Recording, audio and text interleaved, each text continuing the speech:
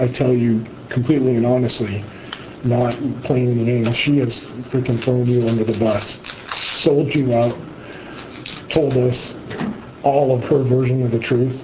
She talked about getting her out of the way. She talked about it'd be better if she was gone.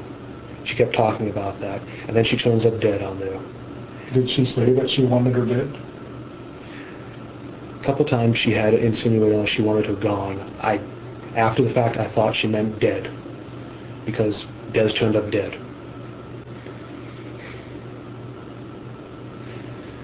Didn't kill anyone. She's fucking pinning this shit on me. It's Detective Sam Pearl, Yakima County Sheriff's Office. Case number 13C-04701.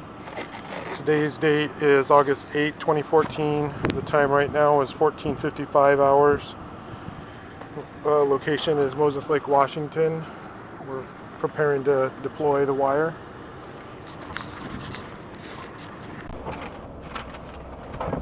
Okay, and just to clarify, if something happens, you will have units coming in to you, okay? Right. What is the word that we are using that if something's bad happens that you were going to say? Avalanche. This is a good spot to put my vest on. Hopefully this works. A good feeling. I think it'll go well.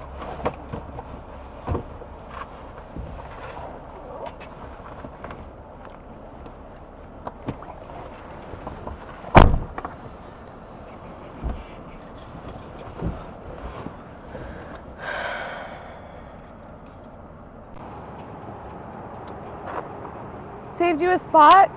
You could have parked further over, closer to my car. That's why I parked over there. Your wheels are like freaking me out. What? Because the tire doesn't match. What the hell? I changed tires on my car. So. Oh well, I'm just saying. Yeah, how you doing? How's work? Work is good. Give me a hug, asshole. Oh. Hey, I'm just saying. You didn't give me a hug last time I saw you. I was very hurt. So, they're starting Monday night. I'm starting Tuesday morning. Yes. It's posted. And she's having Alyssa and Jackie look through calls, so you should have got a call too. I heard that he was waiting for Chris. He was earlier, yeah. And did he get a hold of him? I don't know, but he posted the schedule. Oh, well, we hope so. A venti hazelnut macchiato on ice, please. Yes. Anything else? Venti vanilla macchiato. Venti vanilla macchiato. That's what I usually have. Is that one hot? Ice. It's too hot outside. You're gonna pick him up here in a little bit. Is Stella gone? Yeah, she's gone. She's been gone all week. So did she like just leave the apartment or? Didn't say. You like I actually almost wore the one that said "Zombies wish these were brains."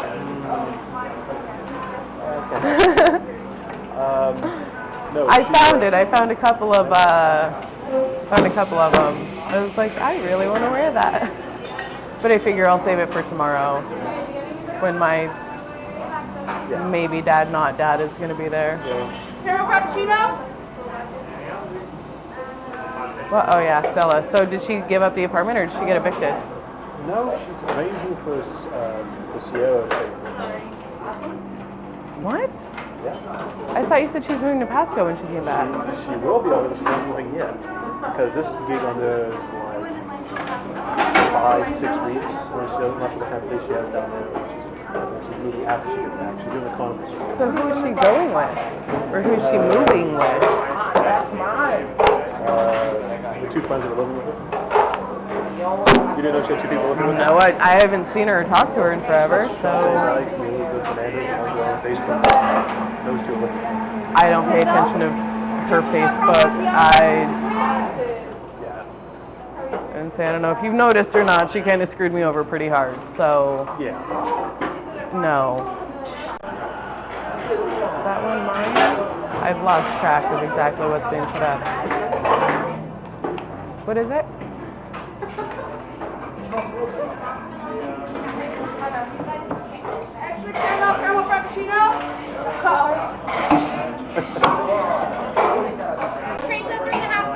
I'd love to see you next weekend.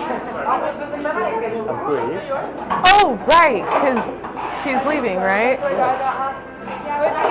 All of that is a dog and a cat.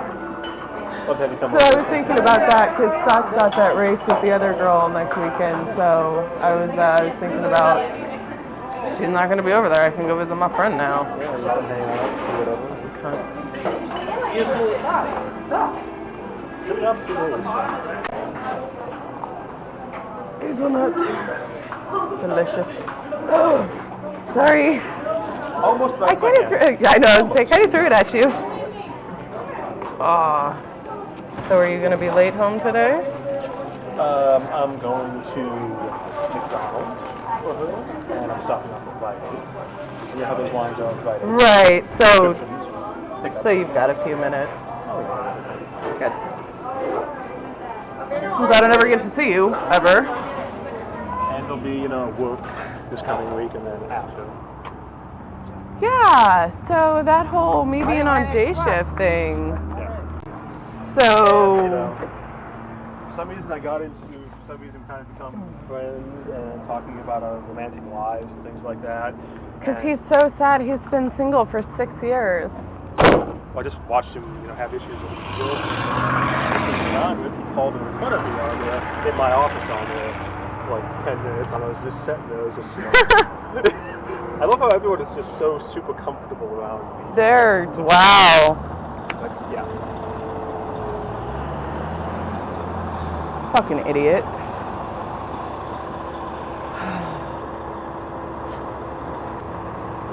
I don't get it. It's hot. It is hot. Just like you. Just like me. So this guy added me on Facebook the other day from the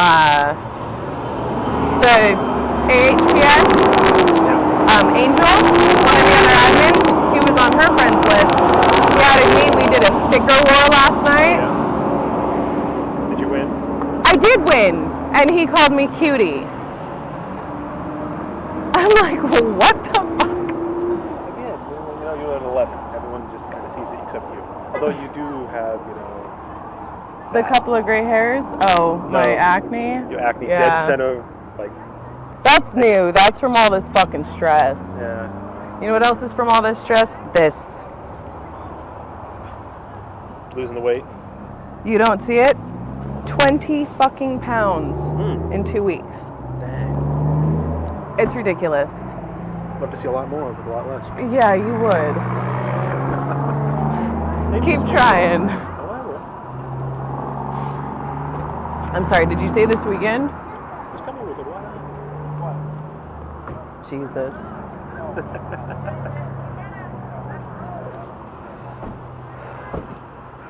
You're ridiculous. I know.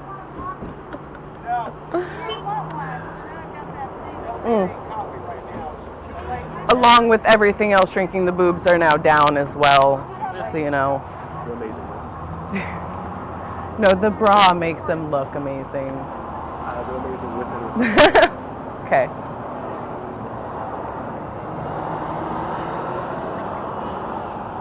You flatter me way too much. Like my ego is up here now. It was way down here before I left the house.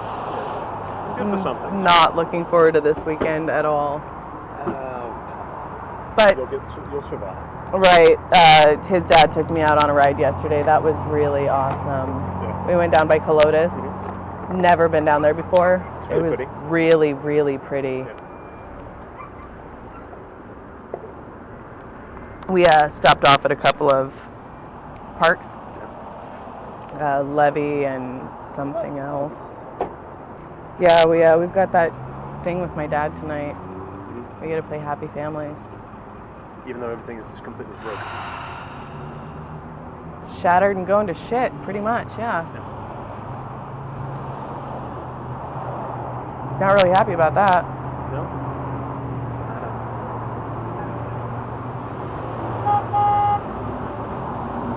There's so many horns. There was somebody over there blowing their horn for like 5 minutes before you came. Okay, I wasn't actually here 5 minutes before you came, so. Yeah. But just, Like, I got here, yeah, I was just like, honk, and then honk, honk, honk. I'm like, what the hell are you doing? I already have nasty stuff all over my hands.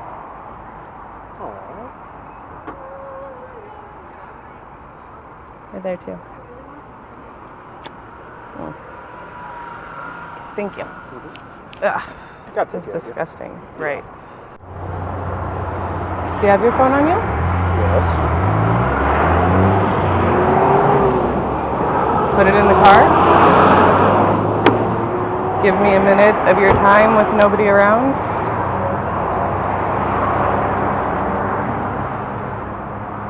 Because I know that you said that there was no evidence. So I'm just wondering for sure if there's nothing left. I don't know what you're talking about. I don't have anything. You haven't done anything.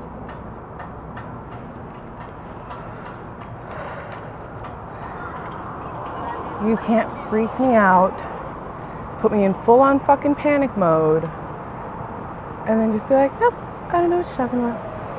There's nothing anywhere for anything on anything. There's never was anything.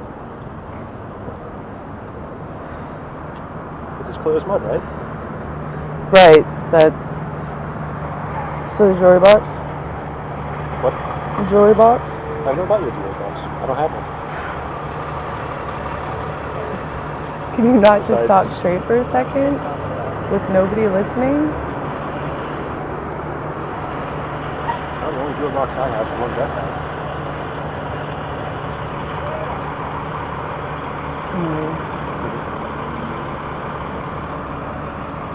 That doesn't mean that there's nothing in it, but you guys don't have it with them.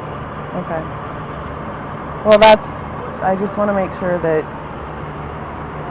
in case anything happens. There's nothing. There's never was anything.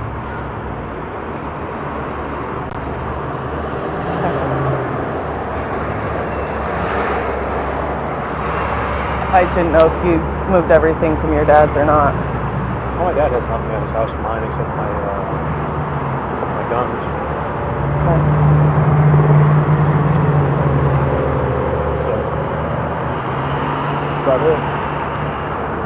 So, I got some stuff. And, I was wondering if you've been back out to the bunker. Because I was thinking that's probably the easiest place for me to get to right now. Haven't been out there in a while. I couldn't remember exactly where it was. I was just going to go driving around and try to find it. I've got a little bit of time tonight before I think it's up Harrison Road, wherever that place is at. Okay. But it's like 4 miles out there, or something like that, is where that place is at. But again, I haven't been there in a year or whatever. So. When you took me? Yeah, this last time I was there. Right. So, I'm pretty sure you can find it, probably. Oh, I'm sure that I can. I was just not exactly sure. I couldn't remember how many turns, if it was just the one turn off the main road or... Yeah. And it's just up like 4 miles past the second road. I remember correctly, but it's ways out there. Right.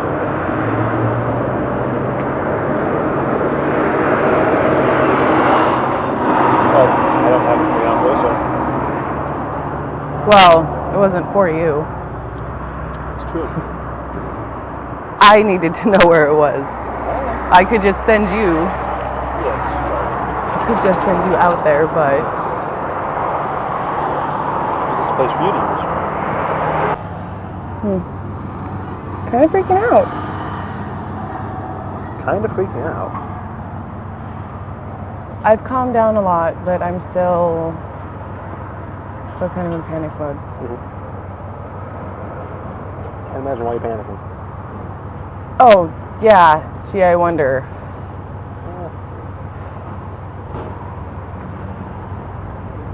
You have so much stress in your life on that. I don't know why you have such a break. Right, because I haven't had any sort of with reality. confusing dreams with reality. Is that what happened? Absolutely. You know, it's a stressful situation on the road with everything in your life.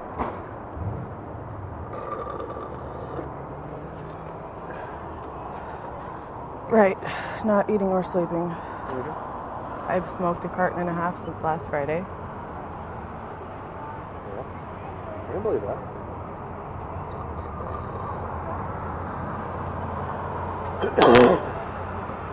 Thirsty were you? I'm always thirsty. Especially for you. I was waiting for it. I was waiting for it. You taste the best, so I have this stuff. Do you now? I've got it all. It's been a while, hasn't it? Too long. So have you guys gotten into house hunting yet? Yes, we have started. You have started.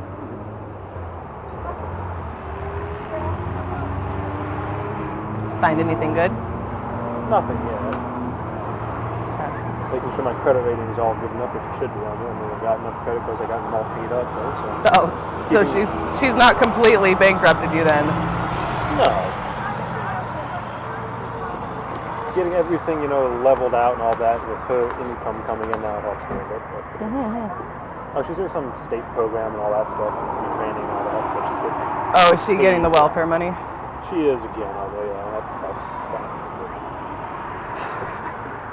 Helps balance out her own crap on there. And she's got her own credit card subscription on her own credit. That one, I told her, I'm not. Besides paying the little activation fee for it, it's yours. You gotta pay it, or I'm not touching it. It's yours. Want to start paying down my debt to help my credit rating? Shit. Hey, I paid a lot of money for you. I know, I owe you a lot. $1,300 at this Is it 10,300? Still is, yeah. Son of a bitch. Because you never paid me back the other $600 or so, or $500 for your rent. That one? Oh, I was going to say the 400 for the Porsche. Well, the rent. That I never got. Yeah, I forgot about that. Yeah, that's keeping it there. So. Notice I've been trying not to borrow money from you. Yes, but consider how much you owe me on there, and I don't have much left to give because of my bills. I don't know. Lend me $1,000. I'll pay you back tomorrow. Oh no, wait. I'll pay you back next week is what I meant to say. Oh, next to you. You me too. I try not to borrow any money. I know. It's been tight though. Like I know. Dylan's got to send me money. I'm out of formula. I'm out of money. I'm out of everything. And I don't have a babysitter next week. Don't suppose you might be able to talk the wife into it? I might. Because...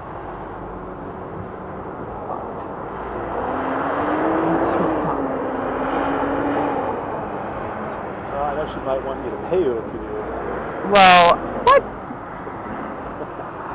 Wow! With the anger that just hit me right now.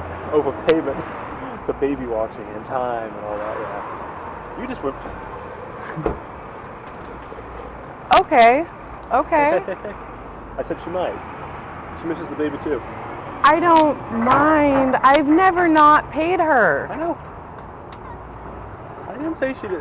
Well, It just, you were late a couple of I times. was late. Yeah. That was not exactly my fault. I know. But And you could have covered for me. I tried. You could have just been like, hey, here's the money. I know, but she was getting into my finances, and she's got access to look at my stuff now. She can't do anything with it, but she can look at it because she was so.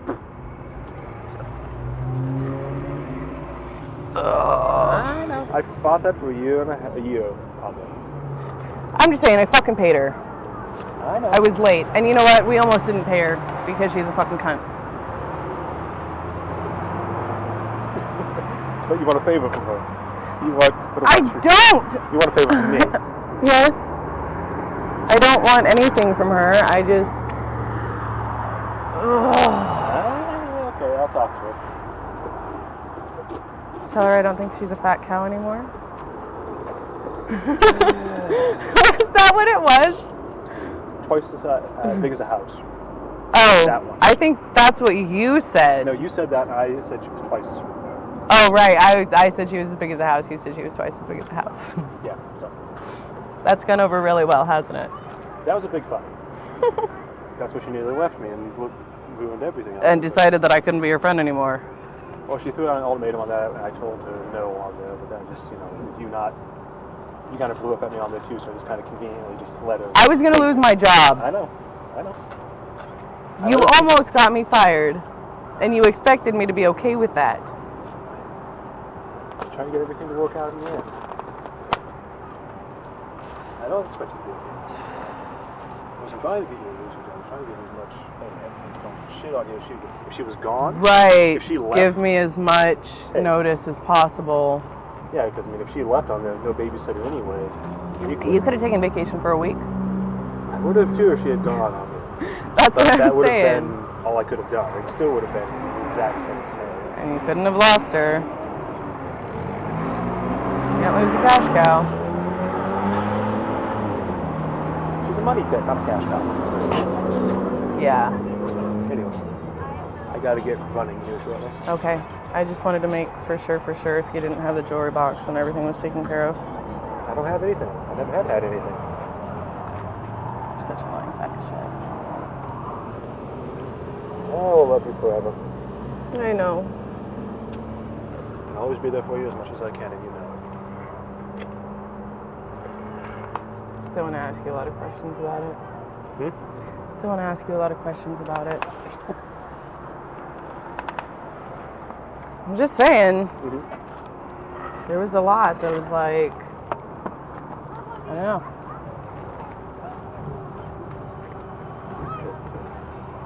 And I know that you're pressed for time. I gotta get going now. Will you talk about it if I come over next weekend? In your house where you know that nobody is listening? I have to strip you down first, but yeah. Strip me down first? Gotta make sure you have nothing on you, you know? Oh, right, yeah. That might be fun, though, too. Alright, I'll talk to you later. Okay, bye.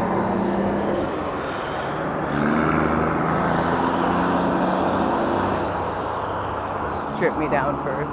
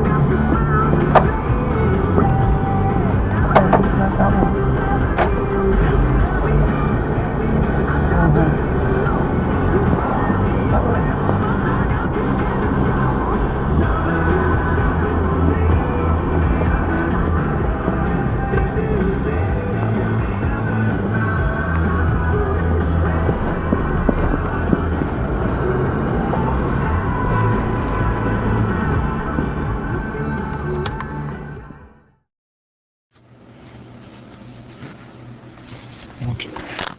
So that you know, we're being audio and video recorded in here. Okay. And just give me a second here to get myself organized a little bit. I'm going to tell you exactly why we're here and why we wanted to speak to you. Okay.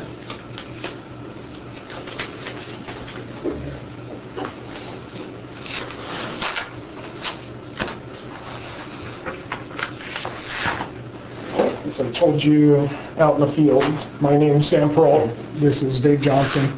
We're detectives with the Yakima County Sheriff's Office. Okay. And we're investigating the shooting of Desiree Sunford that happened on or about April 7th, 2013 in Yakima County. Our case number is 13C04701. Today's date is November 13th, 2014.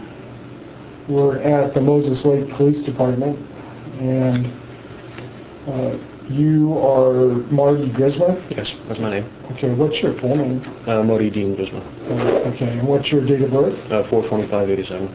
Okay, and what's your address? Right now it's 1133 North Grape Drive, apartment D104. Okay.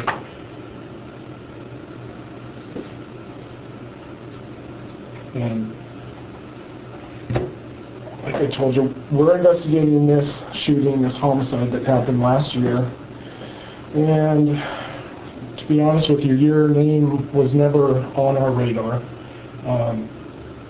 You know, we didn't have any reason to come and talk to you, but then we got this Crime Stoppers tip, just an anonymous Crime Stoppers tip saying that Marty Grismer shot that lady, basically, you know. And so... I met her once. Okay. Because of that, then we said, well, we need to talk to this Marty Grismer. Yeah. Whether or not it, you know, just an anonymous tip doesn't mean much, but we have to do our jobs and follow up on it, okay? I understand that. Okay. And so, because we're here at the police department and this is a criminal investigation, I'm going to read you your Miranda warnings. And I looked at your criminal history. You've never been in any trouble before. No, I've never been in a police department before. Yeah, you've probably seen it on TV. Maybe you've seen a cop show or something. Okay. Who hasn't? Okay, so you have the right to remain silent. Anything you say can be used against you in a court of law. You have the right at this time to talk to a lawyer and have him present with you while you're being questioned. If you cannot afford to hire a lawyer, one will be appointed to represent you before questioning if you wish. You can decide at any time to exercise these rights and not answer any questions or make any statements. Okay. Do you understand each of these rights as I have explained them to you? Yes. Okay. Having these rights in mind, are you willing to keep talking to us right now? I have nothing to hide, so I have no reason not to keep talking to you. Okay. So is that a yes? Yes, that's a yes. Okay. I know you need a yes for the record and everything, so. Okay. And you understand that we're being recorded right now? Yes. You got me on audio recording there, video there, and whoever's watching or whatever, so. Okay. And I don't know if anyone's watching or not.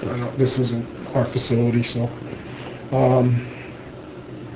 So we got this tip, and so I didn't even know who you were, like I said, so I just started doing some research. Who is Marty Grismer? Found out, you know, okay, there's a Marty Grismer that lives on North Grape Drive, and no criminal history, no contacts with the police, and I could see maybe a traffic... I've had 2 traffic tickets tickets for speeding, yeah. Yeah, so pretty mild stuff.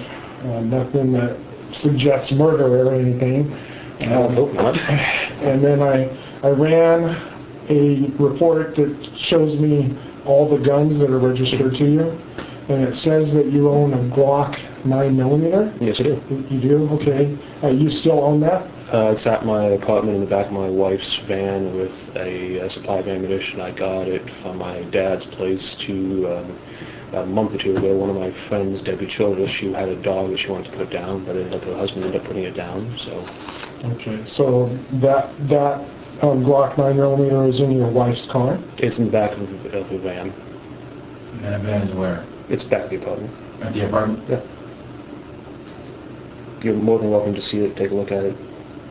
Not any tests or anything you need to do on it. What kind of van is it? It's 2004 Chevy Venture, I think. So, I'll be more than happy to turn the weapon over to you to do any tests or anything you need to do. I know that would speed the process, with anything. What color is the van? Kind of a dark green. It was the one at the end of the row there. So. You wouldn't happen to know the license plate number off the top of your head? Off the top of my head, no. Okay. It's parked near your car? It's parked at the end of the road, at the end of the thing, though. Okay. And is that the only Glock 9mm you own? Yes, it is. The one? Mm-hmm. Okay. And you got it from your dad's house?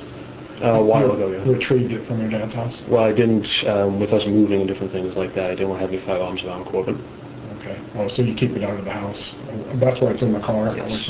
Is He climbs and gets into everything. I don't want to have any safety risk of anything with him. Is it in a locked box in the van? Or? No, I don't have any locked boxes for anything on it. It's in a backpack. I In grabbed the ammunition. a backpack? Yeah.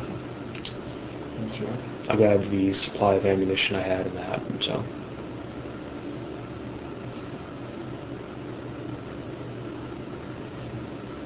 Okay. And how long have you had that gun?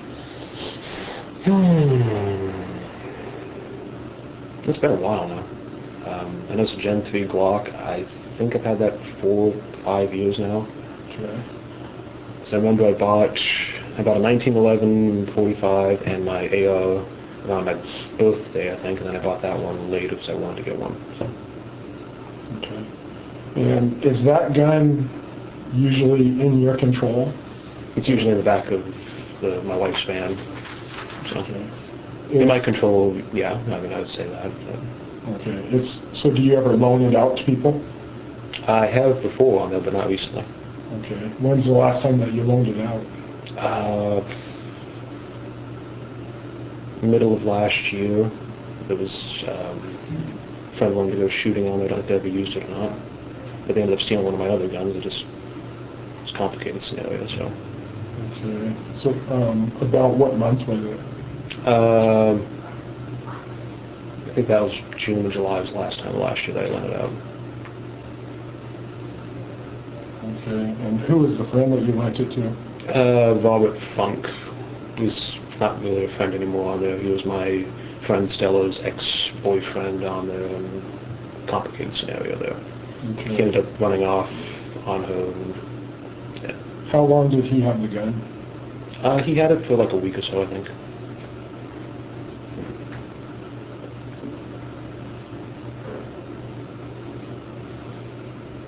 And that was June or July. Mm-hmm. Prior to that, do you recall loaning it out to anyone? I have a couple of times, but I don't have specifics on this. I just remember the last time on it because that's when him and her broke up. Okay. Do you remember who you loaned it to in the past? Mostly it's been just him on there. I haven't really loaned it to anyone else. So Robert Funk is the only person that you've loaned it to? Yeah, besides my dad. I think he used it once or twice, but that was, years ago. So.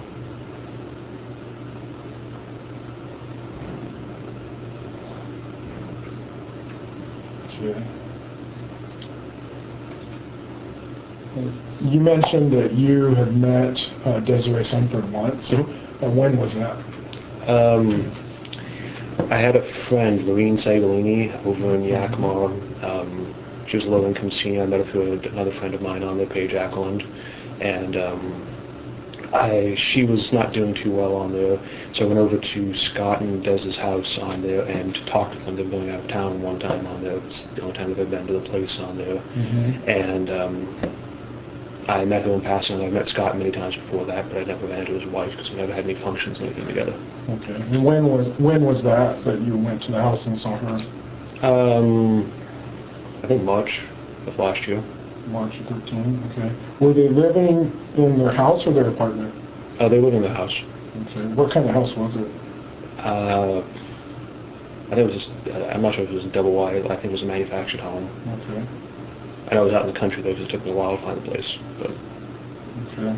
And so you met Scott, you knew Scott because you had seen him several times? I've ran into him before on there. He's been an acquaintance on there, a friend of mine off and on, so.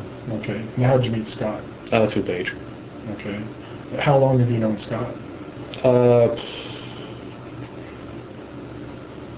I would say probably at this point now about a year and a half off and on there. It's just kind of an acquaintance, not really anything more than that. Okay. Just knowing of him more than anything. Not real close? No. You guys socialize? A few times, not very often. Okay.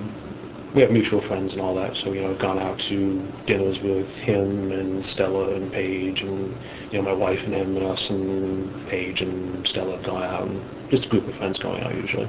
Okay. So Paige is kind of the mutual link between you and Scott? I would say yes. Okay. She introduced us, so. Okay. She introduced you about a year and a half ago, you said? And shortly after I met her, so I would say around Christmas of the year before. Okay. Christmas of 2012, November, somewhere in that time frame. Okay. Have you ever let Scott or Paige borrow your 9mm, your Glock? Not mine, no. Not mine. Have they ever borrowed a 9mm from you? No, they haven't. I've known that. I think she has one right now from Dylan. That's about it. She has a Glock 9mm from I think Dylan? she has a Dylan Williams, his son's father on there. Yeah. Okay.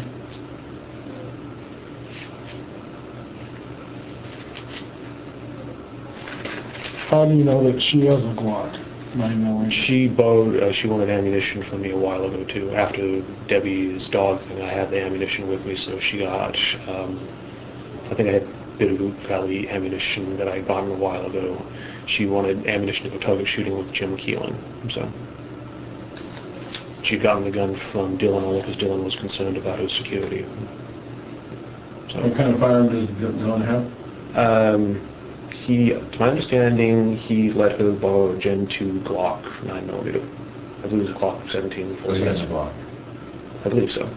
That's the indication that I got from her because she asked. She has one of her own. I believe she has his in her possession because I believe he wanted her to have it for protection for the baby in the home. Okay. Did she show it to you, or did she just tell you about it? She's never shown it to me on this. She just asked for ammunition from me because she knew that I had a large stockpile because I've previously, before I got married, I collected gun parts, ammunition, just traded back and forth and things. So. How long ago did she borrow the ammunition? Probably about 2 months ago. It wasn't really borrow. She just asked, hey, can I have 50, 100 rounds of ammunition on there if she wanted to go shooting because she hadn't been shooting in a while. So. Did you go shooting with her, or did she go shooting by herself? Again, she went shooting with Jim Keeling. Jim Keeling? No, Jim Keeling. Keeling. He works out there at Basic American Foods, operator helper on the fence.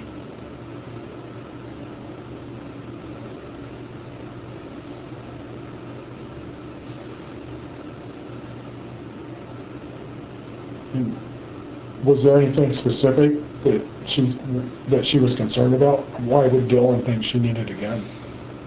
I don't know, probably crime in the area. They live in Warden, so I don't know if it's good or bad or anything. I know he just had wanted her to have a working firearm for quite some time. Okay. Do you know how long she's had that gun, that particular gun? I don't know. She used to live with Dylan. I don't know if she's had it before or if she currently... I don't know if she even still has it. I just know that she asked for ammunition that time for him to go shooting. Okay.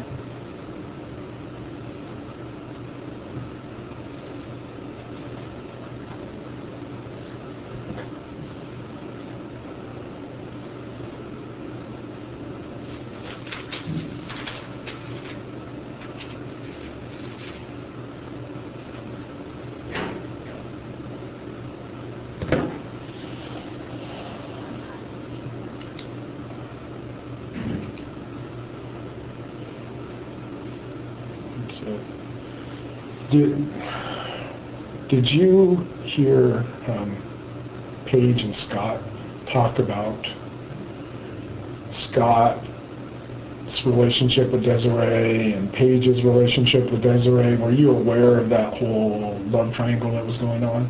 Yes, Paige told me about that. Okay. What kind of things did she tell you?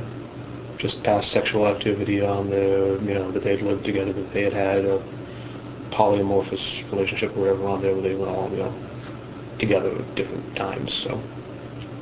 So Paige said that Scott, Desiree, and Paige were all involved in sexual... That was the indication I got, either right or wrong on there. Okay. So. And did Paige... It's my understanding that Paige and Desiree had a falling out. I guess, to an extent, yeah. I don't know over what. I don't know if she didn't want to continue on with that or not. I don't know. That was before I knew them, so. Because I think it was before I knew them. The falling out was before? I believe so, but I don't know. Again, I never met Desiree before that one time. Mm-hmm. So. But I'm just curious what Paige had to say about it. How did Paige feel about Desiree after the falling out?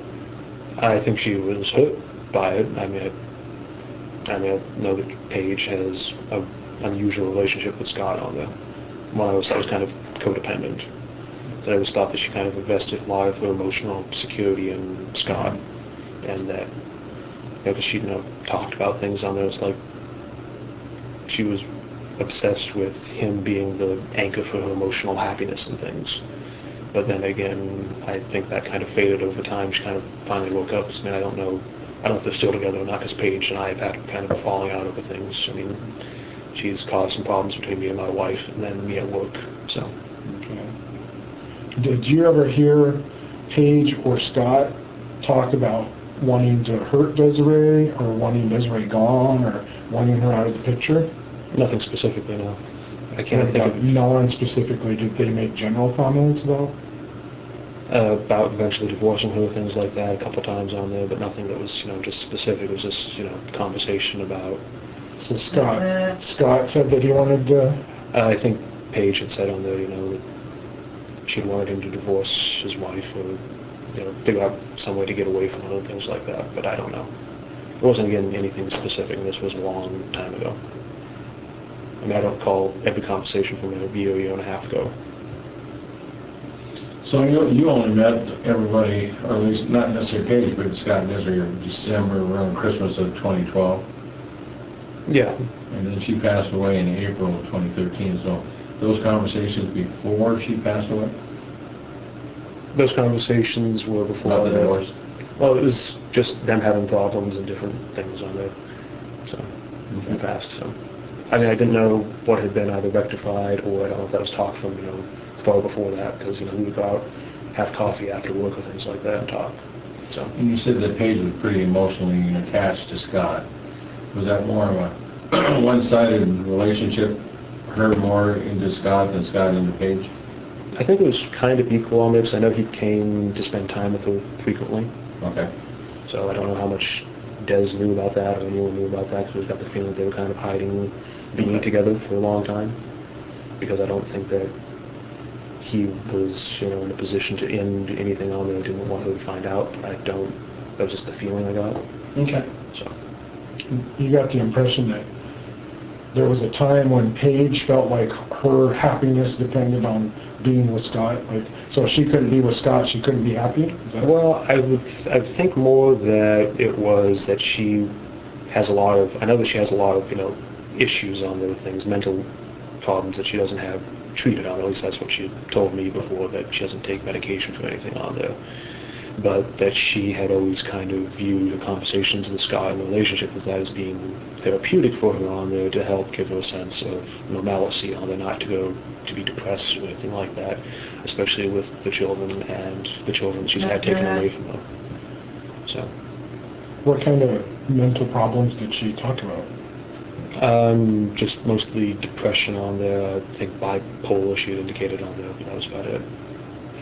And she indicated that she wasn't taking any medication for it on them, trauma from her past and things. Pretty much kind of described it by consider like PTSD type issues. Okay. And just so I'm clear, Scott talked about getting a divorce from Desiree, but did you ever hear him talking about wanting to hurt Desiree or wanting her gone or out of the picture? No, I never did.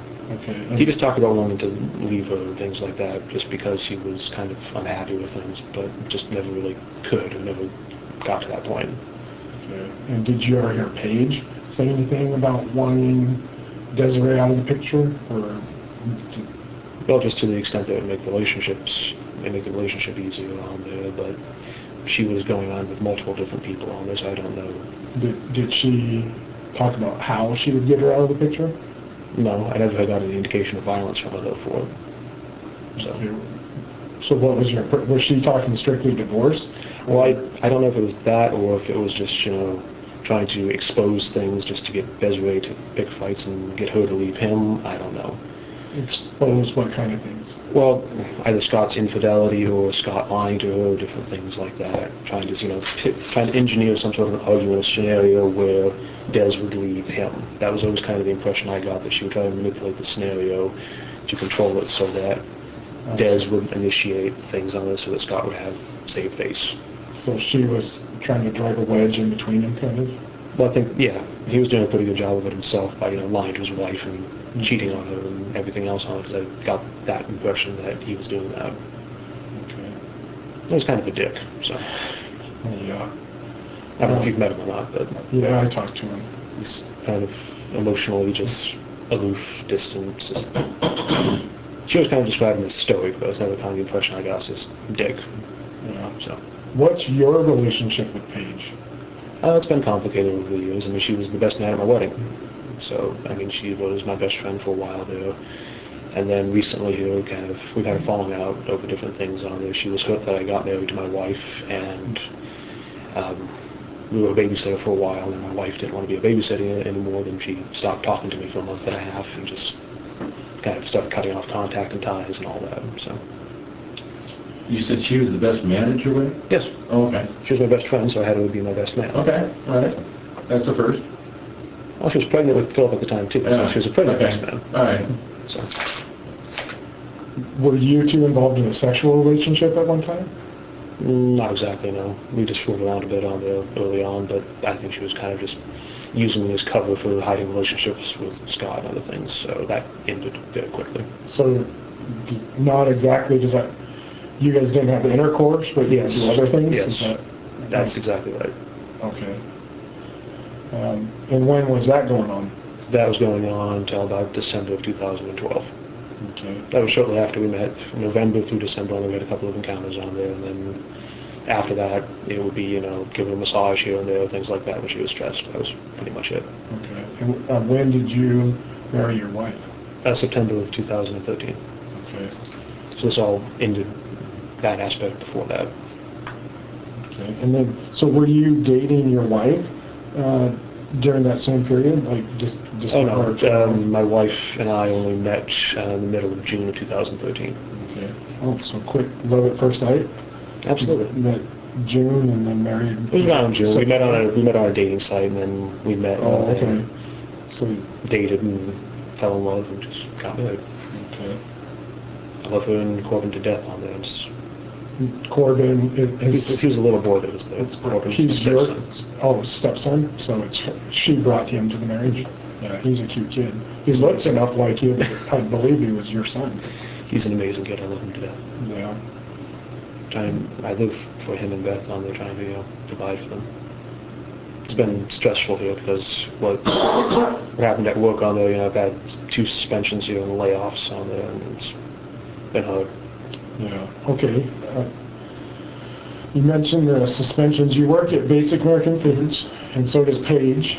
Mm-hmm. And as I was doing my research, trying to figure out who you are or where you'd be, where I could contact you, I called down there and talked to Basic American Foods, and they said that you were suspended from work for having gun parts at work. Mm-hmm. Okay, tell me about that. What kind of gun parts are we talking about? I had a gun barrel that I left there. A gun barrel? Yeah. Okay. Any other parts? That was it, I believe. Okay, just the barrel? Mm-hmm. What kind of barrel is it? I don't recall what kind it was offhand. Don't remember the brand? No, I don't. Okay. And where is that barrel from? It was just a spare part I had that I was selling. Okay. And so how did it end up at work? I had a seller fault that I had contacted, and they backed out. A buyer backed out on it. This was after my first suspension on there, because I was trying to liquidate some assets, and I was having a really bad day that day, and I was going to sell off some of my parts, and that was a day that my dad helped me out on there, because I was going to sell off all my guns and try to make rent, pay off my bills. And so you weren't getting paid while you were on suspension? No. Okay. I was going to sell off pretty much all my guns and try to make it. I mean, before I got my wife and before everything on there, and I bought my car outright, I was going to school, and then I paid off a lot of debts and a lot of different things on there, just trying to get her head above water and then try to get things taken care of on there.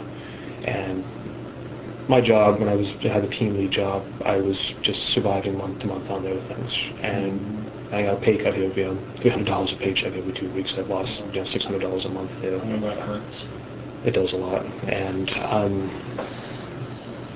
I'm going from looking at the place where I'm at right now to I'm going to have to try to get low-income apartments, or I'm going to have to move over to the Yakima area, see and live with my in-laws over there, try to find a different job. So when did you first take the gun barrel to work then? I took it to work after my last suspension because I had it with me. It was a part I picked up I was going to sell. Okay. And who did you get it from? I don't recall. I've had it for like a year or so. I got it from a person in trade. How long you had, I'm sorry, It was around a year, a little bit less, I think. less than a year? Yeah. Again, I bought and sold and traded gun parts from people. So you didn't buy it new? Not that I recall. No.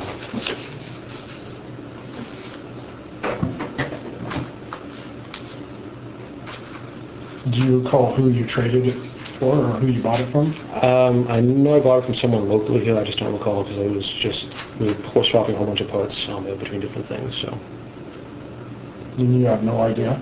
So about when did you take possession of it? I think it was August or September of last year. It was around the time I got married.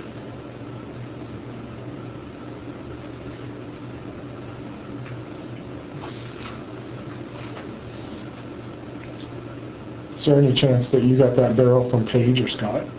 It's possible, but I don't recall. I've gotten some things from Scott offhand, but I don't recall if I got. You've gotten gun parts from Scott? I asked him for ammunition, different things on it, because he showed me guns that he had and ammunition on there. But again, I don't recall specifically on there. I don't recall if I got it from him or an acquaintance of his. So. Could you have gotten it from Paige? It's possible, but I don't think so. You don't think so? I don't think so. No. I don't think I've ever gotten anything from Paige. Or Scott? Well, Scott, I believe I have, but again, it's been so long I don't recall specifically. You've gotten gun parts from Scott? I believe I've investigated ammunition from him. I don't recall if I ever got any from him or not. I think I got some once or twice on that. I don't recall if I got this from him or not. You got ammunition from Scott? Well, I wanted ammunition, different things on there because he was in the military. I was kind of picked his brain about that because that was his kind of specialty on there. So, Did you ever get a gun barrel from Scott? I don't recall if I did or didn't. Okay. If I said that this was a lone wolf barrel, would that ring a bell? It might on there. Could be.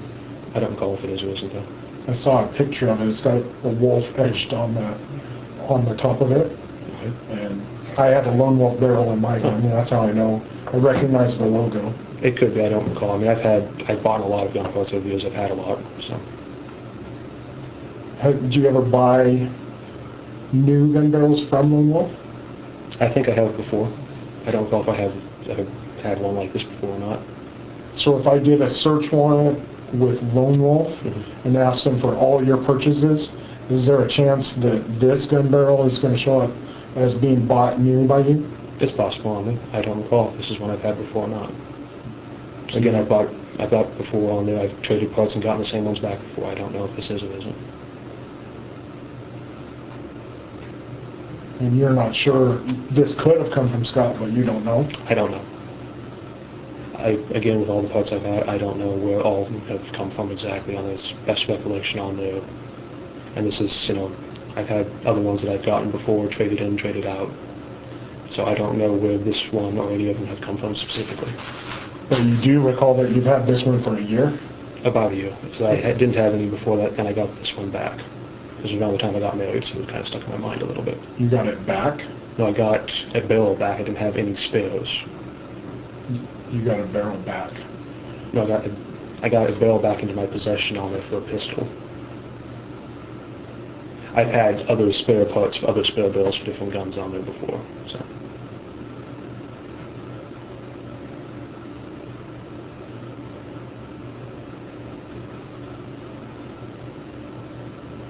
Did you have this barrel last May during the period when Desiree was shot? Last May. April? I don't believe so. April 2013, just to be clear. I don't believe I had any pistol barrels in my possession at that time, no, besides what was in my gun. Was this barrel ever in your gun? No. It's never been in there? No, I've never put that barrel in my gun. So if we get your Glock out of your wife's car and put this barrel in it, ballistically, they should be able to tell from the wear marks on the barrel whether or not it was in that gun, whether it's fired rounds. Do you think it's going to show that that barrel has been in your gun? I don't believe so, no. Have you ever swapped out the ejector on your gun? The ejector? Mm-hmm. No, I haven't. So the ejector is the same as when you bought it? Mhm.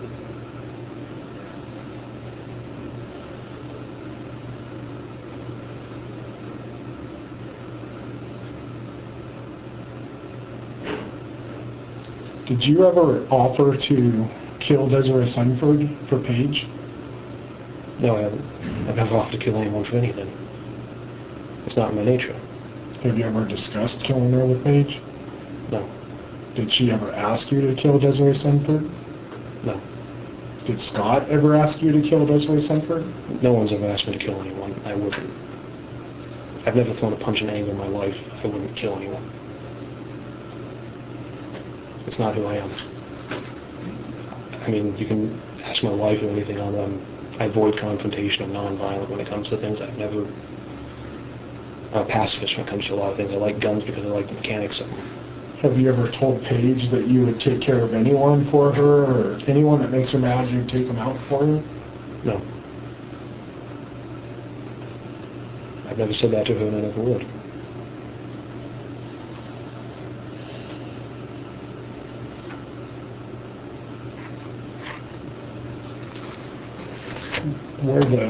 Where the problem comes in, the difficulty for you is that Paige is saying that you are the one who shot and killed Desiree Sunford. She said that you confessed that to her.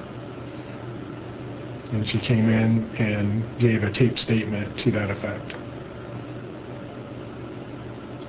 Can't believe that bitch is doing that. I mean, she accused me of sexual harassment at work on there after propositioning me, a month before that, and trying to ruin my fucking life here, what? So this is the situation that we're in, and this is why you seem to have a decent understanding of when you got that barrel, but you don't recall where. So you need to rack your brain and help us figure out where you got that barrel, okay? Because Paige has put you smack in the middle of a murder investigation. Just trying to ruin my life here. I mean, this would be a good way to go about it. Your life is about ready to change, depending on the answers you're giving us. I know that. That's how serious this is. I understand that because I haven't done anything wrong on her, but she's trying to engineer, set me up here, do something. I was saying to you that killed someone on there. That it makes me sick.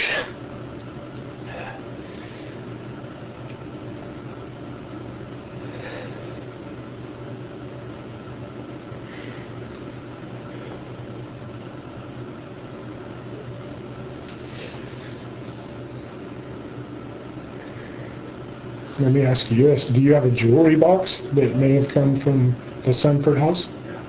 No, I don't have any jewelry boxes. Just my wife has one little heart-shaped one. She has a heart-shaped jewelry box? Yeah, it's like a little pewter thing she's got on her nightstand at the house. Could that have come from the Sunford house? My wife had it. I don't know. She's had it before I met her. She had it before? You didn't give it to her? I've never given my wife a jewelry box. Has Paige ever talked about her jewelry box with you? She talked about wanting a cherry wood one made once. That was about it. Has she ever asked you about a jewelry box? Just out of the blue, did she start asking you about a jewelry box? Well, when I told her my dad bought $30,000 in cherry wood, she asked if, because he bought cherry and walnut wood on there. She asked if, hey, she can make me a jewelry box, big by yay big one time. That was about it. Never did, though. My dad didn't have the shop finished. Did she ever ask you about whether or not you had a jewelry box, or? I think she did once on it, but it was just, she was asking before about the construction of one. I told her just had my wife's jewelry box, and that was it.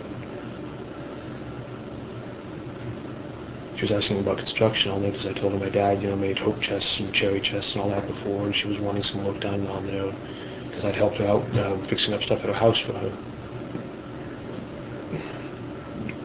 Is it possible that Paige recruited you into a scheme and then just threw you under the bus?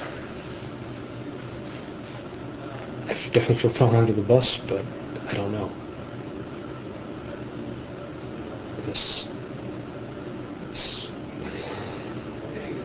Where it gets even worse for you is this gun barrel that we've been talking about. That's the gun barrel that was in the gun that killed Desiree Sunford. I've already retrieved that gun barrel from Basic American Foods, and I've already had the ballistic analysis done on it. And the slugs that were pulled from Desiree's body came from that gun. How? Well, that's the big question. You have the barrel that the bullets came out of that killed her. There's no question.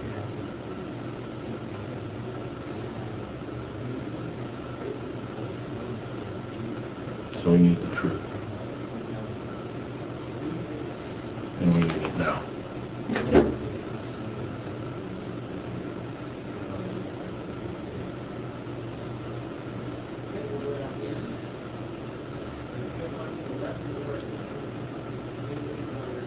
Give it up.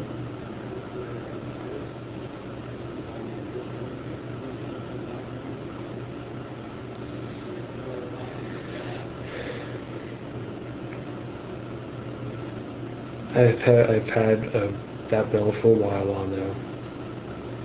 I did give it back after on there. I did let Paige borrow the gun early last year. She had the gun. She had that barrel on there. She asked me if I had a different one before on there. I didn't know what she wanted it for. So you loaned the gun to Paige? I loaned the gun to her early last year. This was around February on there. She had it for a while. And that's the barrel that was in the gun when you loaned it to her? That was the barrel she asked for, because she asked if I had one that was threaded on there. That was one I had because I originally wanted to buy a silencer a few years ago, but I never did after the law changed. When did you get it back from her? I got it back about the end of March. I didn't know if anything had happened to all that. She asked me to try to get rid of stuff on End of March? Yeah. Of last year or this year? 2013. That was not March, sorry. May. I'm sorry? May, sorry. May of 2015? Not March? Yeah. Okay. I assumed she just wanted it for home defense or something on there. I thought the threading was odd that she wanted one that was threaded.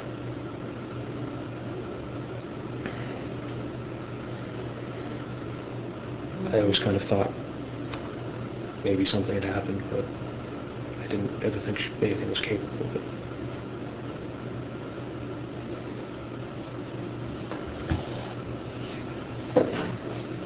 Did she tell you what she wanted to borrow the gun for? She just said she wanted a gun. She just said she wanted a gun on the... God. It was such an awful help. I didn't know.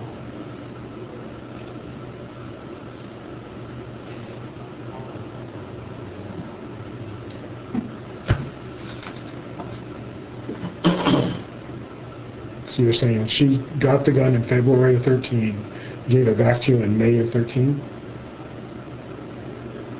Did you ever go shooting that gun with her? I've never gone shooting with Paige. She asked multiple times on there for me to take her shooting or to go shooting on that, and I never did. Around April of 2013, were you driving a rental car for a while? Yeah, my car was in the shop. What kind of rental car were you driving?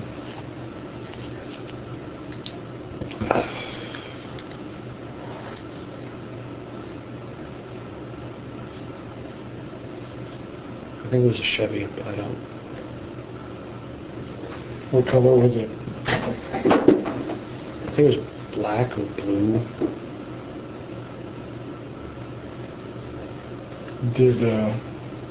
Where did you rent it from? I didn't rent it. The insurance company did. But was it here at Moses Lake or somewhere else? They dropped it off. I think they rented it here. Remember I dropped her back off at the airport. What's your insurance company? Currently it's Nationwide, but I think I had either Geico or Progressive at the time. Why does that?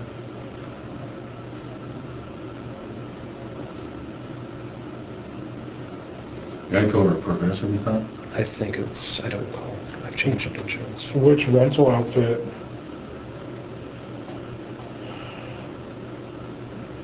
did you drop it off with at the airport? The one by the fuel tanks, I think it's Hertz, but I don't know. Why? Did that car drive to Yakima on the night of April 6th, morning of April 7th, 2013? I don't know. I didn't have the car that night. Who had it?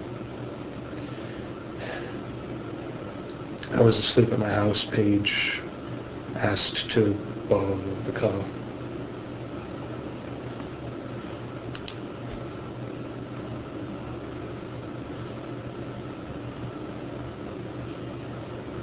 Tell us about that. It was a night I didn't sleep well, so she asked to borrow the car. She said she wanted to make a trip on it. Something was wrong with her car, she said. So asked if she could borrow the car. I didn't feel good about it, but she borrowed the car. She said she would drop it back off at the house and said she had a ride back to her place. How'd she get to your place? She dropped me back off. It was like 9 o'clock at night, 10 o'clock or so. She asked me to come see her. She wanted to talk. So how did you take it to Warden, or did she come up? I lived in Warden at the time. Oh, you lived in Warden at the time? Yeah, I lived outside of Warden, so just 5 minutes from her, so we would spend time together quite often. So you were living at your dad's house at that time? Yes. Okay. And she contacted you and asked you to come over? Mm-hmm. So she wanted to talk, and then we got there, she asked if she could borrow the car. She talked about borrowing the car before on there. I always kind of said no, but I'd let Stella and other people borrow my car, so. What other kind of stuff did she want to talk to you about? Why did she call you over there? Was it just to borrow the car? It was just to borrow the car, and she wanted a bit of money. Okay, how much money? I think it was like 40 or 60 bucks.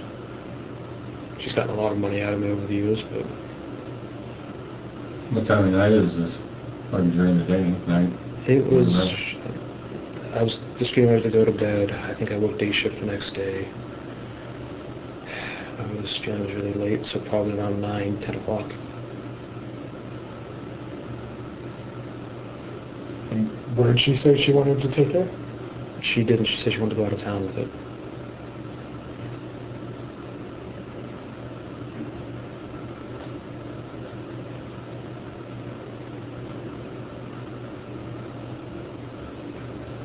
She didn't say where? No. Did she say anything about Scott? Or Scott coming over to her house? No, she said something about the Tri-Cities with Scott, but...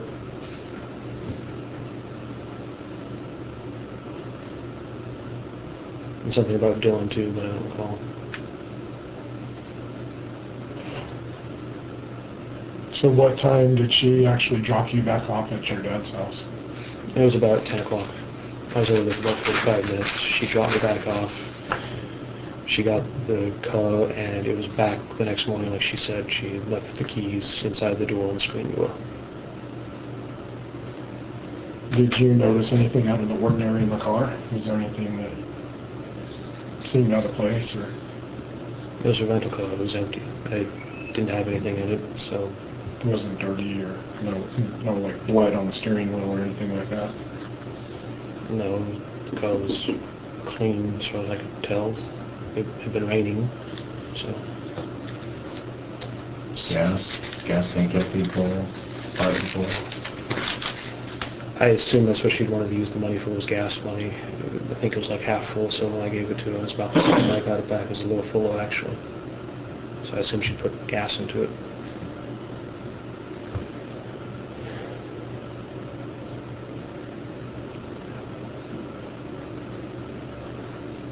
You know, I bought her that car that she has right now. I've given her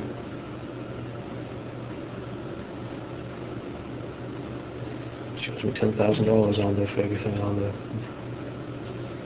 It's just, Is there any chance that you took a drive with Paige that night? no. I was in my bed on there.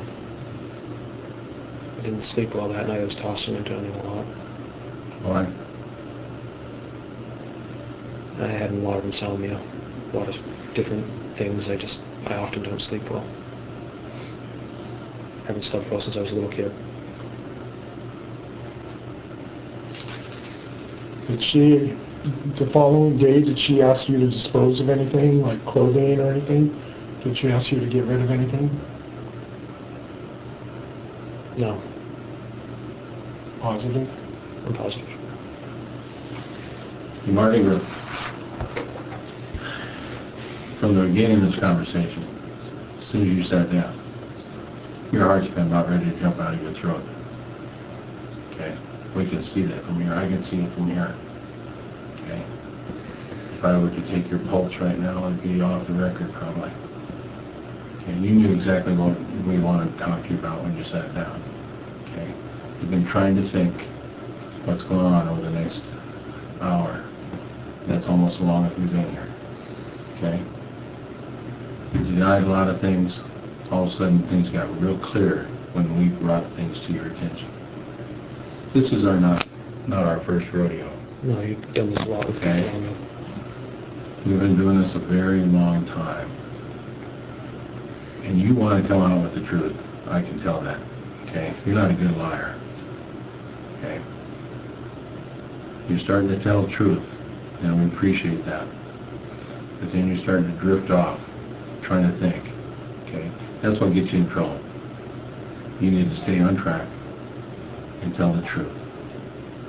Lying is not going to help you at all. It's not like when we ask these questions, we don't know about things, because we already do. I mean, we blew you out of the water about the rental car. How do you know about that? I was wondering why you Usually our job is, we're asking questions, You already know the answers. we already know the answers. So, you shouldn't deviate from that, I know. okay? Because it could be my life if I do. Your life is on the line right now.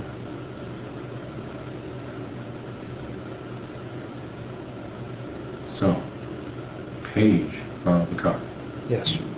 and you never left with her. No, I was in Warden the entire time. But Was your dad home at the time? Can we confirm that you were at your dad's that night? I don't know if he was home or not. You could probably check with his trucking company to see where he was at. They all have Qualcomms. He's been with Swift. And we know that that barrel was used in the murder. Okay? And we both strongly believe that you were involved in that murder. Very strongly, we believe that. I've never killed anyone. But you know who killed her. Were you present? No. I was not there. I was at home. Honestly, I thought that maybe something had happened. Maybe she arranged something on there. But I never wanted to believe it because, honestly, I've loved her. I loved Paige for a long time. I never wanted to think that anything bad had happened or that she'd done something. Did she talk to you, maybe even what you thought was jokingly, about a plan on how she would go and kill Desiree? She's talked idly about, other people and things like that before, but nothing ever came of it. I thought it was just joking, other things. What about Desiree? Did she talk about killing Desiree? She talked about wanting her gone.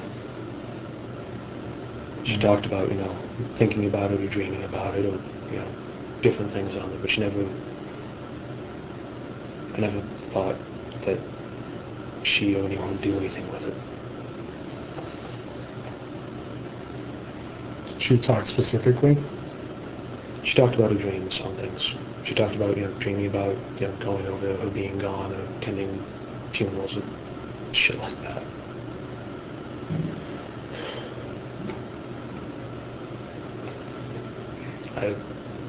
She's talked about killing, she talked about, dreamed about killing me. She talked about Stella. She talked about other people, and it was just, I just thought it was just that. Have you ever talked to Stella about what happened to Desiree Sunford? I don't know if Paige has. See, no, we're talking about you not being a good liar. That was a bad lie. You weren't convincing at all. What does Stella know? I think she believes Paige did it. Well, I don't know What if makes you think that? because that's the impression I've gotten from Stella on there.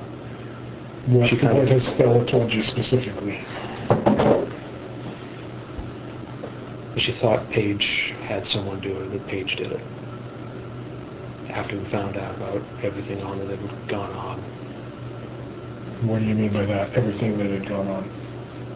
Finding out that Des was dead, I suspected at that time something. I thought for the longest time that Scott had done something. She thought Paige had done something. How did you hear about Desiree dying? I heard about it on the news because I follow Kyle on other sites over there for Yakima News. I followed him since I started going over there for traffic and other things.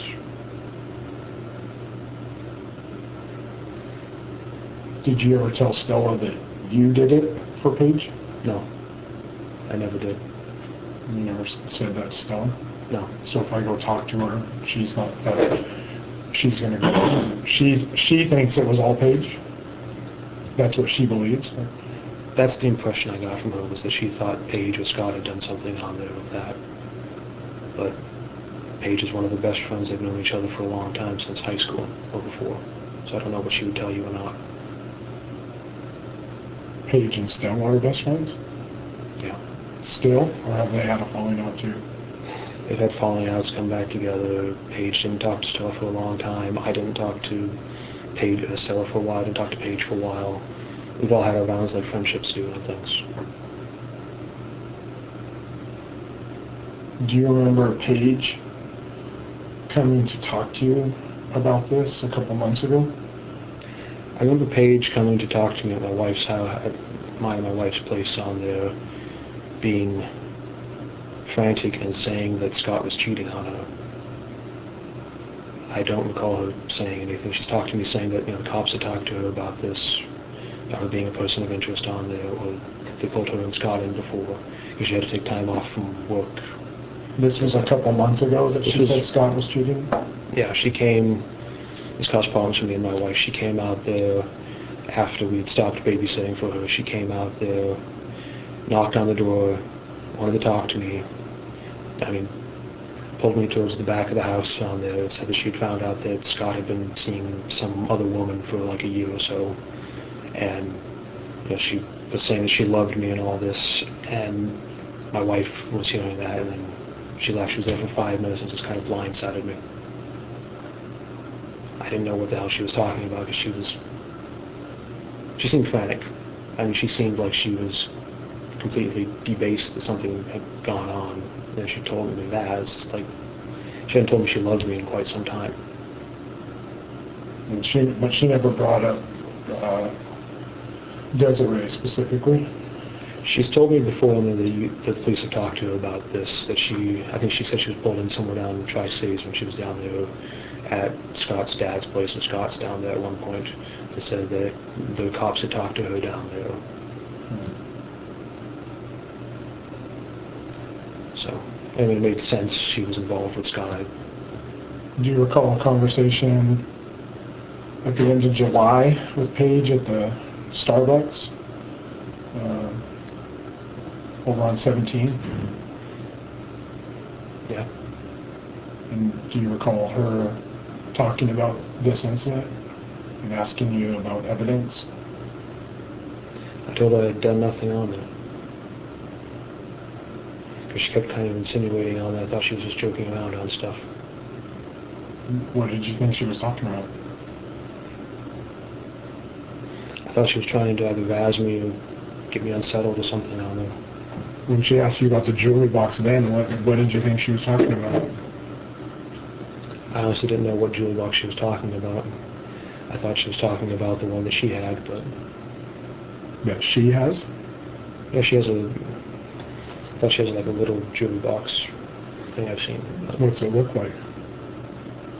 It's just a little... I've seen it with a little metal jewelry box. What's the inside look like? It's like felt or something. Where did she say she got that from? I never asked her. She's had it the entire time I've known her. So she's had it since before Desiree got killed? I think so, but I've just seen her with that jewelry box on there since she moved into her place. Because she's had like her ring and the necklace and all that, the jewelry that Scott got her. So. During that conversation, you told Paige that she was confusing dreams with reality. What did you mean by that? That she's gotten confused about things with me and her. So you think she's just confused about this? That I think she's trying to pin something on me or use me as a scapegoat or patsy at this point. But I think she's used me. Why would she be so pissed off at you to throw you under the bus for a murder?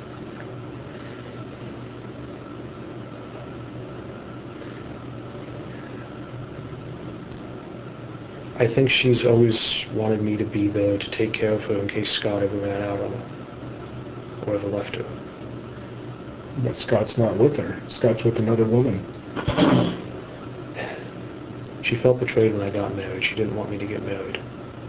She even, was texting back and forth and told that to work on there because she said that, two people that she loved most on there were me and Scott, and that we both betrayed her. I think she felt betrayed by me getting married. But you've always been her protector. I've been her bills, loan her money, always there for her. You forgot fixing up her house, fixing up her plumbing, finding her a place to live, moving her butt in there, moving stuff out of storages for her when the bills were running out on there. About bankrupting myself to take care of her on there because I did love her. Right, you're always her protector. And Paige appreciated that. She did until the money started running out. But you've always been there for her. If somebody crossed her, you took care of it. You made comments.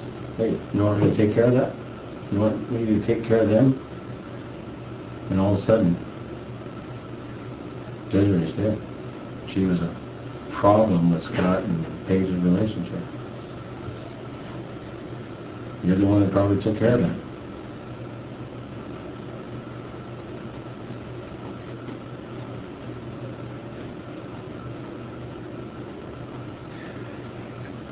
I've given her help. I've tried to be there for her because I wanted a relationship with her. I've been a fool for trying that because every single person in my life, everyone out there where I worked, everyone told me to stay away from her. Like a moth to a flame, I kept going back and trying to help her, even after her own mother told me you probably shouldn't be her friend anymore. I've tried to help her on there. I've taken care of things by giving her money, by trying to help out her friends, doing things like that for her. That's how I've taken care of things for her. I was taking care of things for her financially. I took her and her friends out to meals and dinners and things like that. I was fucking banking for them. And that's how I got to know Stella and Deborah and all these people. I didn't have a lot of friends. I don't have a lot of friends on there. And I've tried to help. I've tried to help Paige because I thought that she was a mother and a person on there that needed help. I thought she was in a bad relationship with Dylan. I thought she was in a relationship with Dylan on there. I tried to help her with that, tried to help get her out, tried to get her a different place to stay, different places to live. I was living with my dad, so I couldn't move her in then, otherwise I probably would have tried to then. And she wanted me to find her a place to live, so I found her a place to live on there. And I helped out with other friends and other things on there by, helping her pay off her debts and other things on there. She spent money left and right on there for things. Never had money to feed her kids and everything like that, so I put groceries in her house. Because I fell in love with Cloud and I fell in love with Philip on there. because I wanted them to have a better life on there than just nothing. I didn't want them to be taken away from her because I worried what would happen to her, because I knew what her first husband had done to her. You know, he'd taken her daughter from her, and that had nearly ended her on there. And I knew the second person that she had a kid with on the, just up on the left, with Cloud. And the third person that she got involved with on the left with Dante. And he got taken away by his father on there.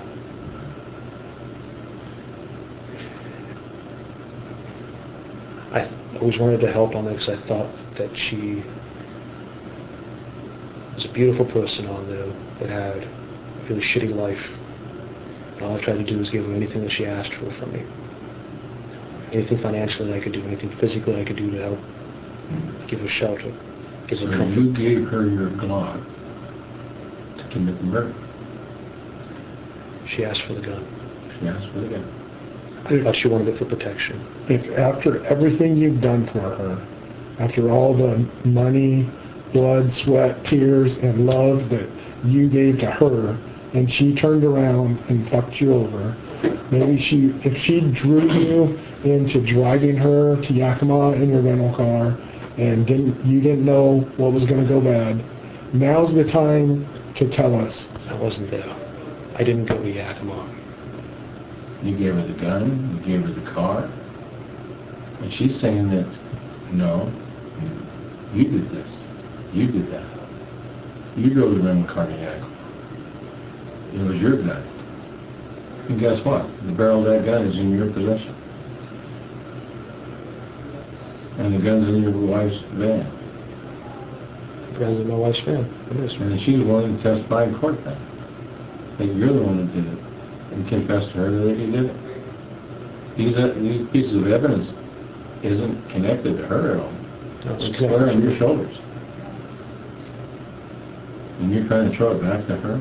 So the time for protecting her, or maybe even you think you were trying to protect your own ass by giving only part of the story, that time is long past. Now's the time for the 100% truth, verifiable truth that we can tie. I can't verify anything I say or that she says on there, because if it's just me and her, it's my word against hers and anything, isn't it? Unless there's forensics. There was a unknown male DNA found at the crime scene. Okay. It's not Scott's. We already tested it and set. Is there any chance that your DNA is going to be there? I was in the house a month before that. Besides that, I don't think so. Did you have any contact with Desiree? You have any contact with her? Physical contact? So you give us a DNA sample?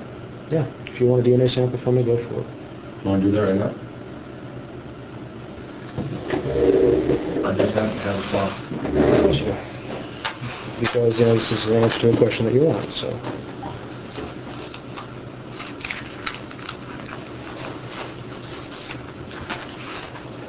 I swab the inside of my cheek. Yeah. I don't have a container for it, so I have to get my car and get it. I've got boxes. You got a box? Yeah. And just to be clear, you're consenting to give us the swabs, but I need to just so know there's this. no question, I have a search warrant to obtain 2 oral DNA swabs from you. So we're going to take the swabs pursuant to the search warrant, not your permission, so that you can't revoke. Of course. You got one of the boxes you said?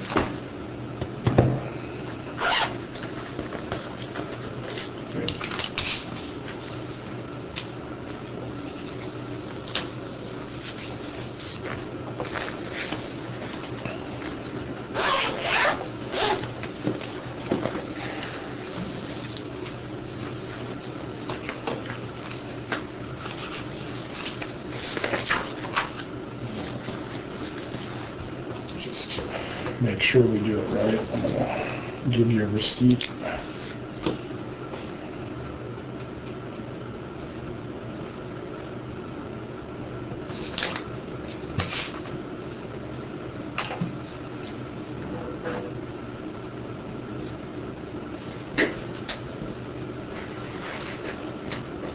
sorry I lied to you about stuff earlier. I am. Well, I've only, me too, and I've only wanted to protect her. now is not the time to be doing that, because I tell you completely and honestly, not playing the game, she has freaking thrown you under the bus, sold you out, told us all of her version of the truth, done it.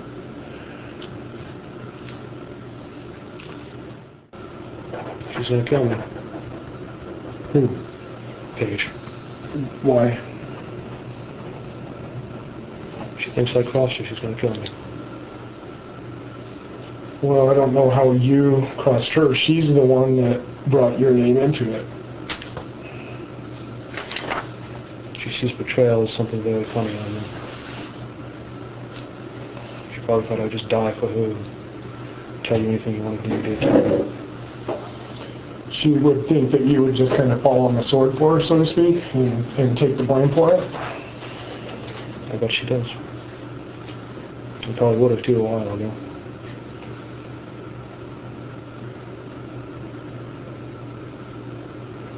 Was Scott with her when she came and got your car? I drove to her house. She was alone there at the house. She dropped me back off at my place. Was Scott around during that time? I thought he was supposed to be over that weekend, but She told you he was coming over?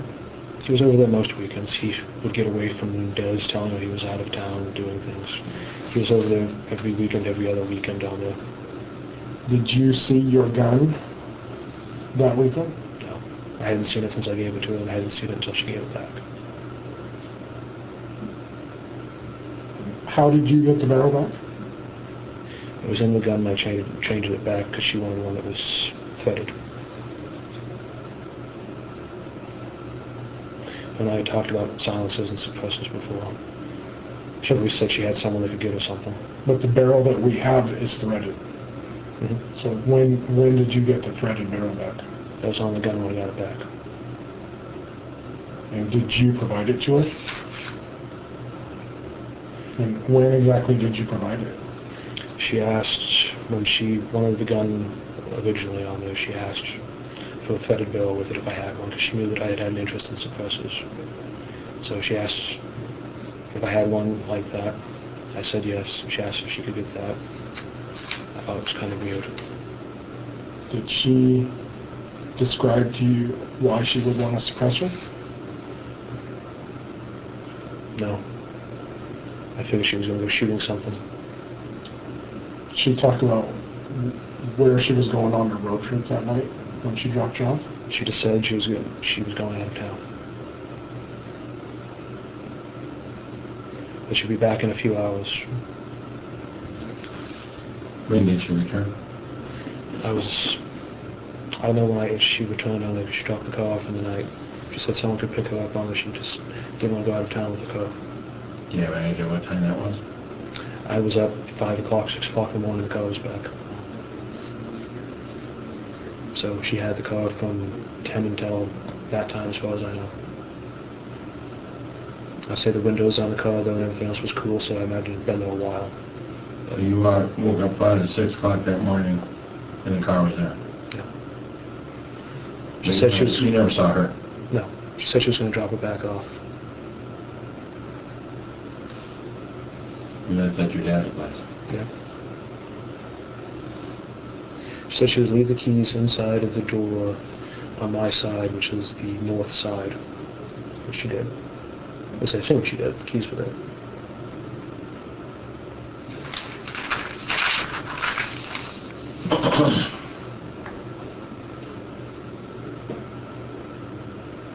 After that, did she talk about Desiree's murder with you?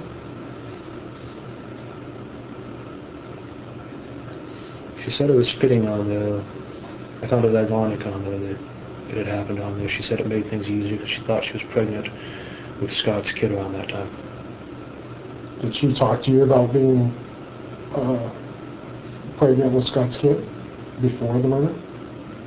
She indicated that she was pregnant on there and that Scott was the father. Did she, I was happy for her and them because she had told me that he and her had wanted children. did she discuss how Desiree was going to feel about that? No.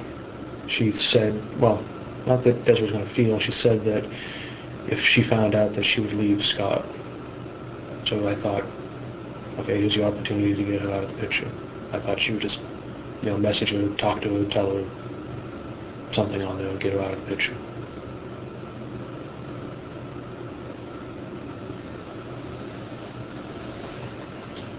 So I always thought that she wanted Des gone, she wanted Scott to herself because they talked about, building a house and building things together and doing things and opening up businesses and doing all that stuff.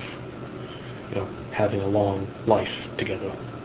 So I always thought, they talked about children and things like that, and this happened early because she said it was a year or so before her plan. Because they were planning to have children, and she was planning to get pregnant at the end of this year apparently. Or this year instead of last year.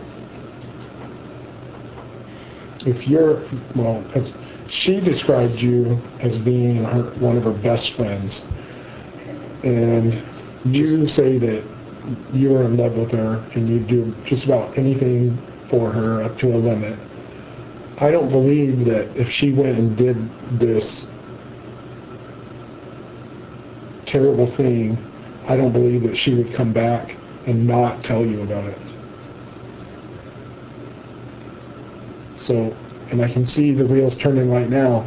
If she came back and described to you and Stella, then now is the time to tell me about that story. Because she's already told me, Paige has already told me that Stella knows all about it. Of course she would say that.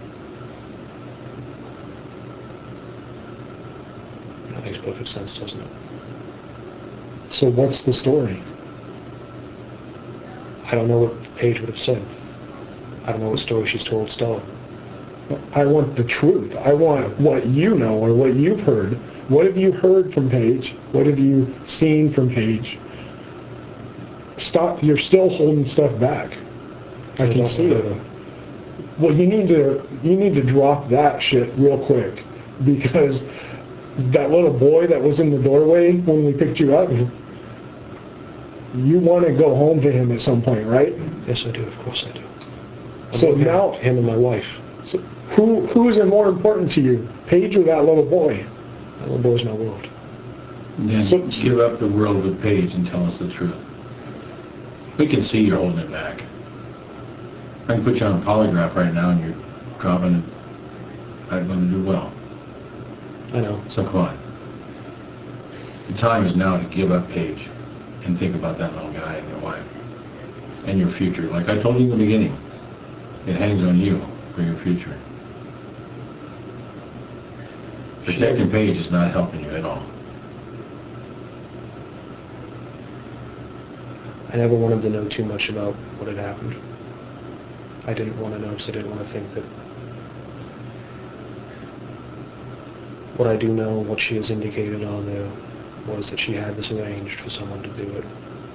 I always thought that was Dylan in all likelihood because he shot people for her before apparently. That there was some incidents where someone came after him when they were living here and he had killed someone or shot someone, all that she had said, and that he would always defend her. I always kind of figured she had arranged for him to go, her to go, or someone to go and do this. Well, that story doesn't wash water because we know what's going on with Dylan and we know that he was involved in a homicide. So don't try to blame it on him. I'm not trying to blame. I'm just saying that's what I'd always thought. If I'm wrong, I'm wrong. That's what she had always said, that he had done that. I don't know who she had arranged. I don't know if she did it herself or not. I always figured that she had. I never wanted to say anything or do anything with it.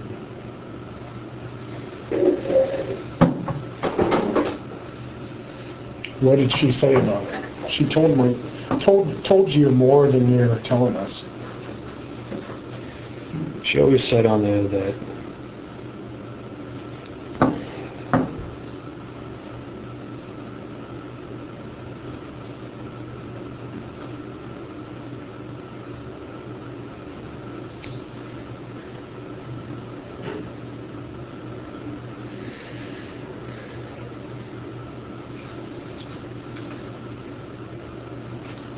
Quit trying to think so hard and make up stories. Just tell us the truth. It's going to help you a lot easier. Because that's what you know. I don't know who did it. I thought Paige had done it. That's all I thought. Well, I thought that Scott had done it, but I don't know. I'm not interested in your speculation. I'm interested in what Paige told you. Paige told you more than you're saying, and I can see that written all over your face. You just won't come out with it.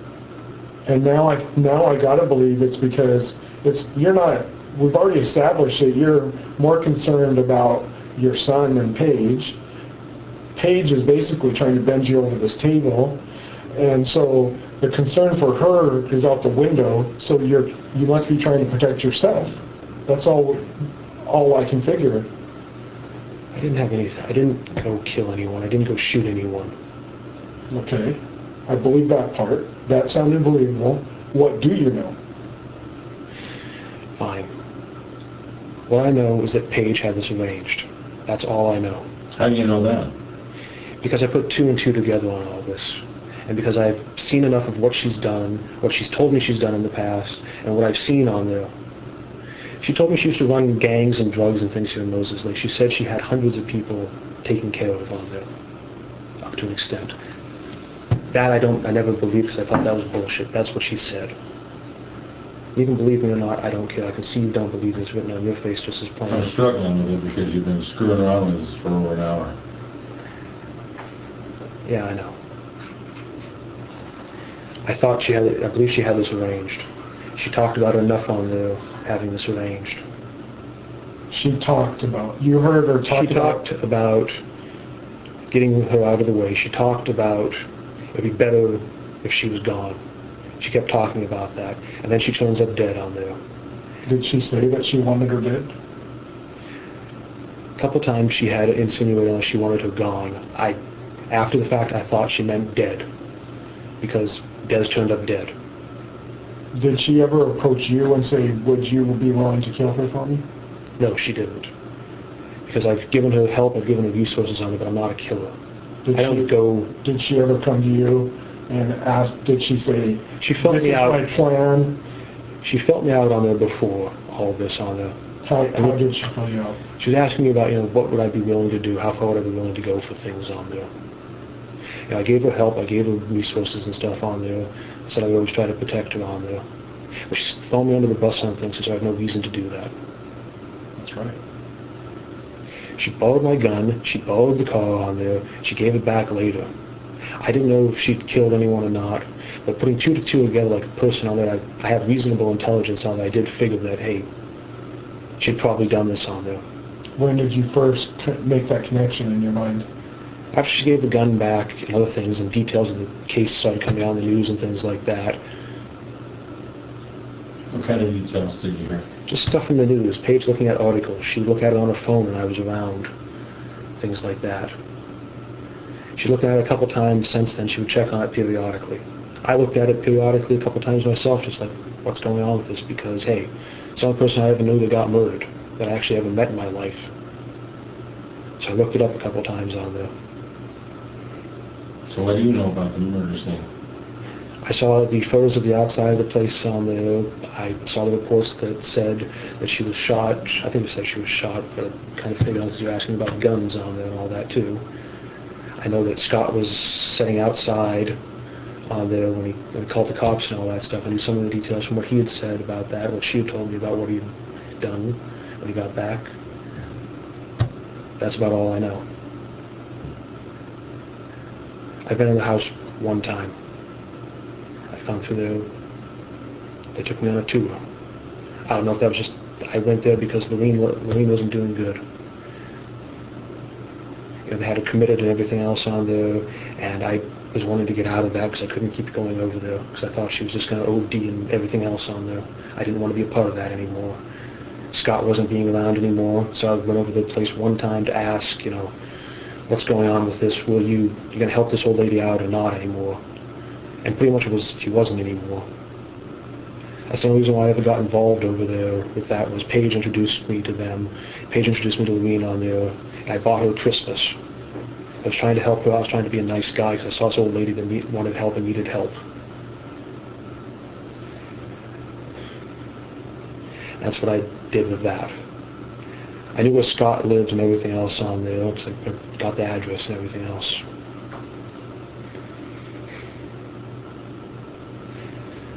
Didn't kill anyone. She's fucking pinning this shit on me.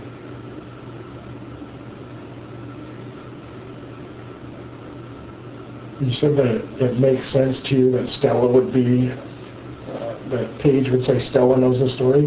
Why do you say that? Why do you think that makes sense? Stella's been a junkie and everything else on there. She would probably do anything Paige asked because she's known Paige longer than me. Kicking Stella off my phone plan and everything else on there. I paid her bill for a year on that too. So if we go to Stella and Stella says Marty did it, do you think it's because Paige put her up to it? Wouldn't surprise me if she did. If she calls me her brother and everything else on there, but push comes to shove on there, she would choose Paige over me.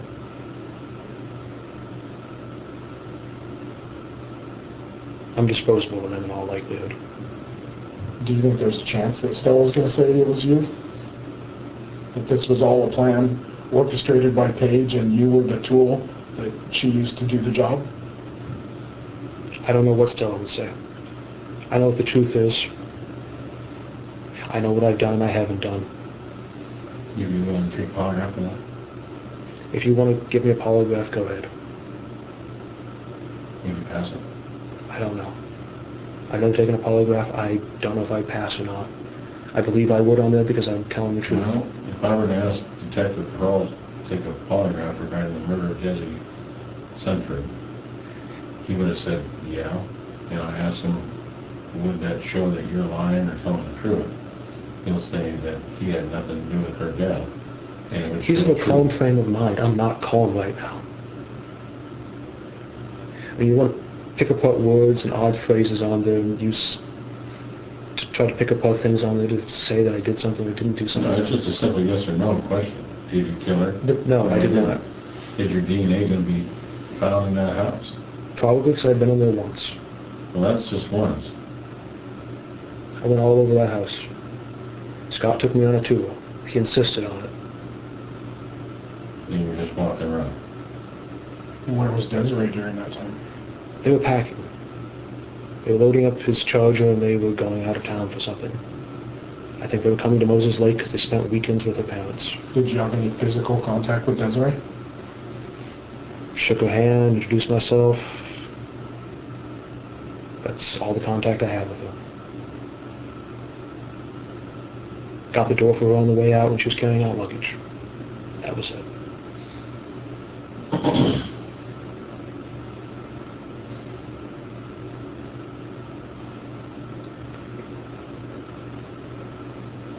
So if we could arrange to get a polygrapher here, would you be willing to take a polygraph? Sure, why not? The way polygraphs work is that there are no word games. It's yes or no questions on there. Exactly. I'm smart enough Very I know simple. skin galvanics testing on there. I understand what a polygraph is. I understand how they work. So you've researched them a little bit. You know about polygraphs. I've researched them before there. I'm a kid who was interested in science, interested in a lot of things, in technology. Okay, so you're familiar with it. I'm familiar with the polygraph test, yes. Okay. And you'd be willing to take one. Of course. I have no reason to hide anything on there. I was hiding things trying to protect Paige on there because I didn't want to hurt her. I have no reason to hide anything anymore. I have to protect my wife, I have to protect my son. I can't protect others. When did you come to the conclusion that you were saying adding 2 plus 2, that I gave her the gun, I gave her the car, and she must have done it? When did that hit you? A couple months after I got everything back. A couple months after you left? After I got everything back, after I got the gun back, after I got everything. Okay.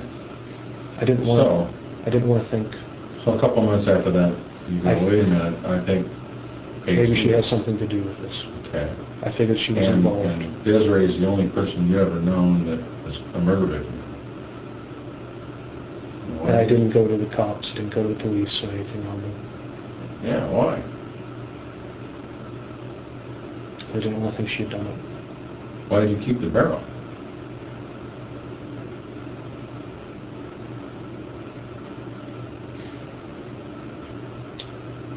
Why would I throw it away? Why would you throw it away? You asked me why I would keep it. Why would I throw it away? I had It was used in a murder. Implicates you. You've got possession of the barrel. It's your rental property.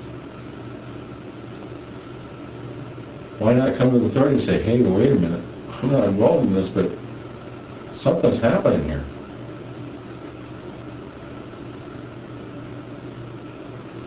I didn't want to hurt her. You're still protecting her? I was at that time when I had that, yeah. You still are now. Probably on some level, yeah. When we first started our conversation, that you said that you've had that barrel for just 1 year. I've had that barrel for a long time. I don't know how long I've had it. I bought the barrel. I threw it on a shelf. Did you buy it new? I bought it online. From Lone Wolf? Yeah. Did you have it shipped to your house or Yep. to Basic American Foods? It's in my house.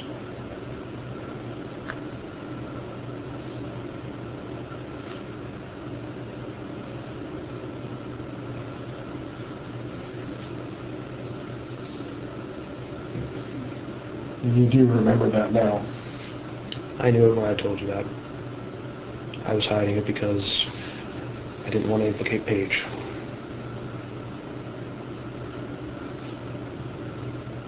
I know you can probably get me with perjury or anything else on you, but just throwing me under the bus here, and you've made it pretty clear on here that I can't try it. Do you remember approximately when you bought it online? I have had that bill for a couple of years. Time goes by pretty fast. I think I've had that bill 3 years.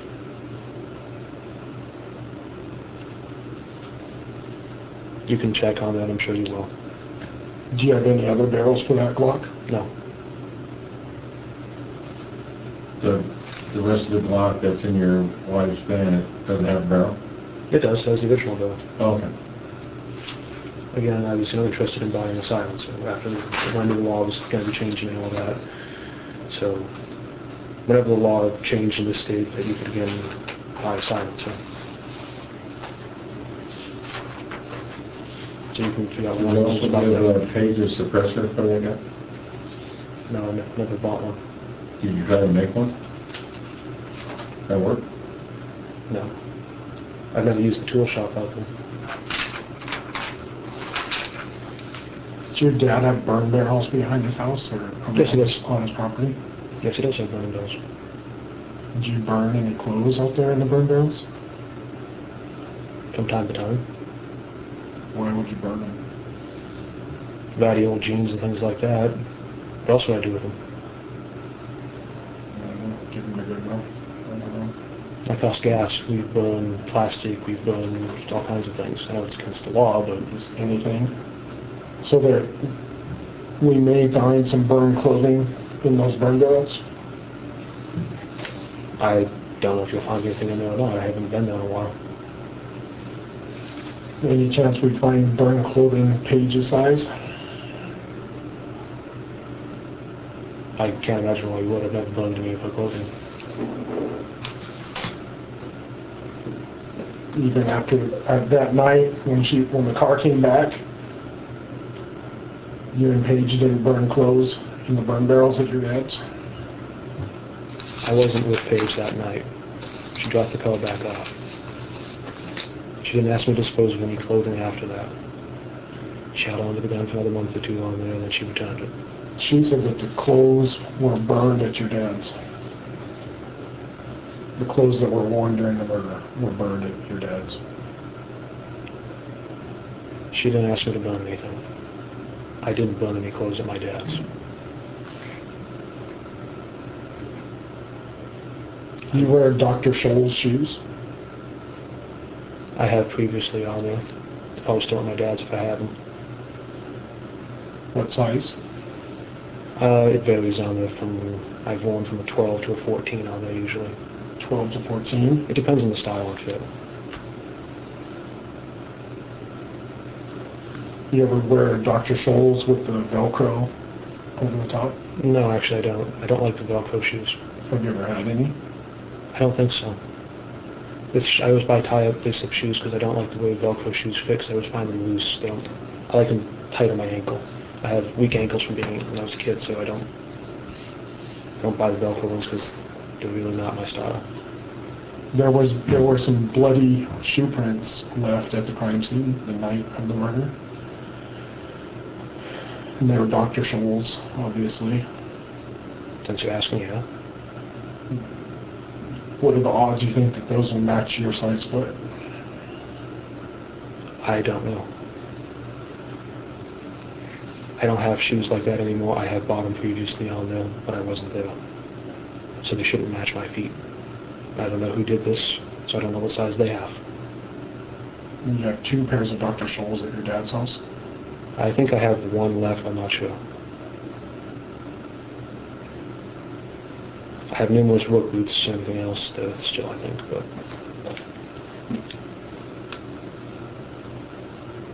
Is there anything else that you think that we should know about what happened to Desiree Sunford?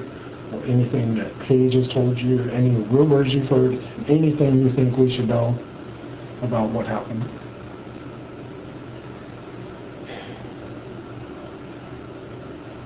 I don't know what else I can tell you on there. All I can do is tell you the truth on here because, yeah, I was trying to cover for Paige there. I believe that she did it or had someone do it. I didn't drive her anywhere that night. I didn't go there that night. I didn't shoot Desiree. I've never shot at anyone or shot anyone. The most I've ever shot at was rabbits as a kid. And a llama. That's it. There's no chance that you drove Paige to Moxie or East Valley that night? I did not drive Paige anywhere that night. Did you And ride so it with her? wouldn't be your shoe prints at that scene. There's no way it could be on because I And your wasn't there. DNA there. I didn't go there. I didn't shoot anyone. And were you aware of a plan to kill Desiree Sunford prior to her being killed? No. Looking back on it, I probably should have been. Because looking back on what she'd asked for and everything else on there, Was Scott ever involved in these conversations about Desiree needing to go away or be gone? Or he was never there when she talked about anything on there. None of her comments were around him about that, so I don't know what he knows. I don't know if she wanted to keep him insulated from that or not. Because she talked about polygraphs and other things before on there too. and she felt like she could pass one? I believe she did.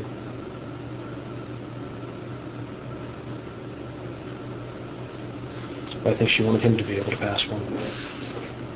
Wanted him? Why would he need to be able to pass one? Well, that's kind of an obvious question, isn't it?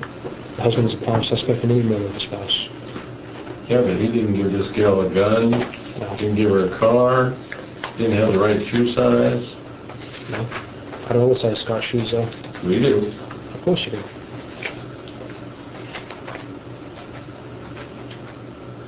Well, like I said, you decide to take little branches off, even though we know the questions and the answers.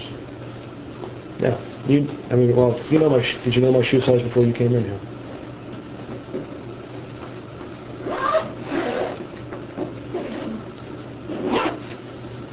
I've worn between size 12 and 14 shoes. So you're willing to go to jail for this young lady. You're willing to go in front of a judge and tell him or her that you gave him the gun, you let her use your car, you have the right shoe size, your DNA may or may not be in the house, and then she's willing to go into court saying you said this, you said that, and all the evidence is basically on your shoulders. I didn't kill anyone. I didn't drive her there. I didn't go there. But you know what happened. You just don't want to tell us everything. You're walking up to the edge, and we're asking you to go to the edge. Walk through the door to the side of the truth, and you're refusing to do that. That's what we're seeing right now. You're willing to do everything to save Paige. You're willing to sacrifice everything. What kind of a person would I be if I did that? Well, you're commendable for protecting Paige, and you're willing to take it all the way to the end. That's what I see. Do you really believe that I'm that much of a fool? Well, Because what other world is... I'm giving you every opportunity you can to tell us the truth. Detective Peralt's giving you every opportunity. And you piss away every time you get to a certain point. But then again, you get a little clarity and you go, oh, okay. Yeah, I gave her the gun. Oh, okay, I've added up things. Do you ever want to think anyone that you knew was capable of this? Of But murder? I'm not going to go to jail for him. No. I'm not going to jail for him. I didn't drive her there. I'm not necessarily saying you drove her. You know exactly what happened, Marty. You know exactly what happened. How would I know exactly what happened? Because you're involved up to your eyeballs in this case. All the evidence is on your shoulders right now.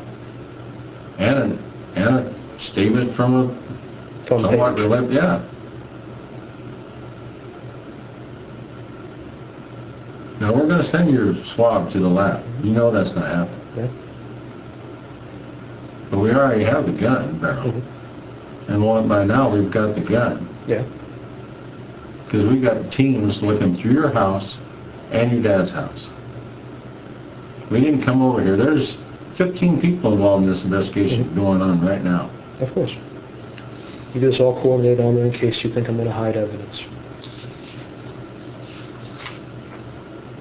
That's logically what you would do. It's logically what I would do. And you're willing to take it to the edge, protecting Paige. You're willing to take the fall for this case right now. I don't want to take the fall for Because it. you're hand and foot. Your foot is in our hands. We have you. You're going to jail. So you can protect Paige all you want.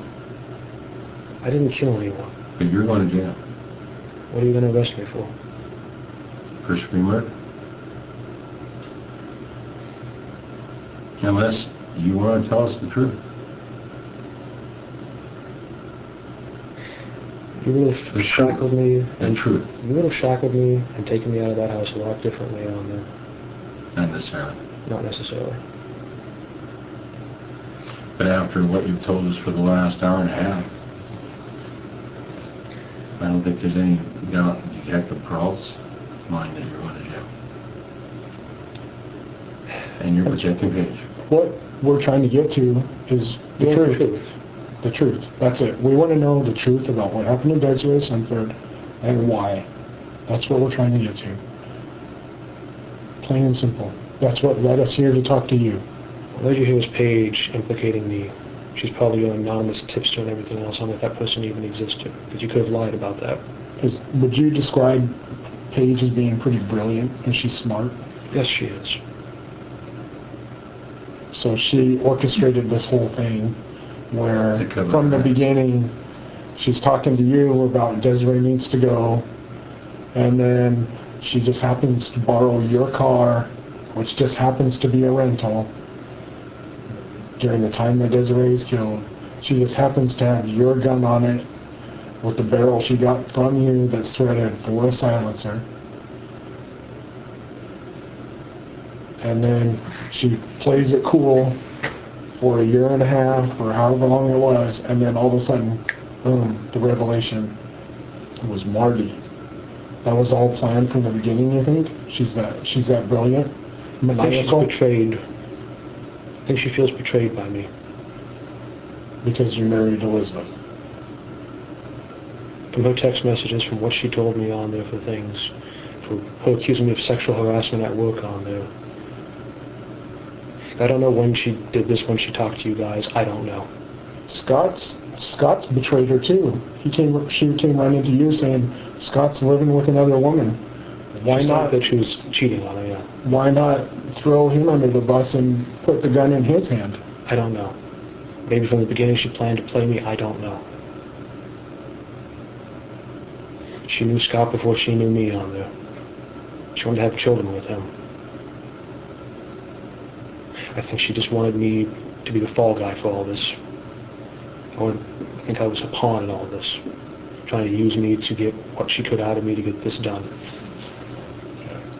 Wow. Why did you have a rental car? I had a car accident. You had a car accident? Yeah.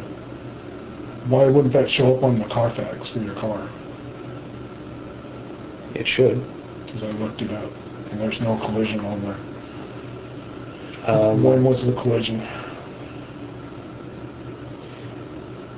It was the couple of days before I was coming back from, I was over in Yakima on there, I think I was visiting Lori. Came back, there was a coyote that ran across the road on there. I swerved to avoid it on there. I hit 3 highway, those reflective markers on there. I had damage to the hood and the side of my car. Okay. Was it reported to law enforcement? No, I just called my insurance on it. What body shop fixed your car? I think an Inland Auto here in Moses Lake, but I don't recall. You know. Who did you get your rental car for?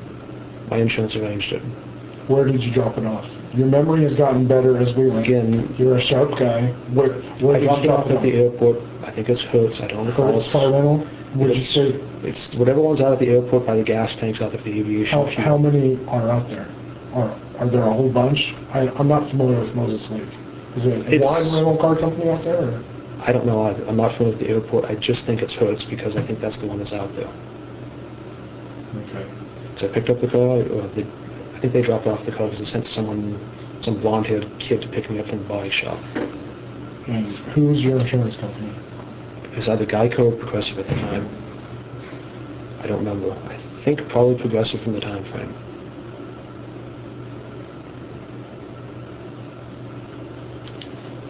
Okay. And you feel confident that you're telling us 100% of the truth now?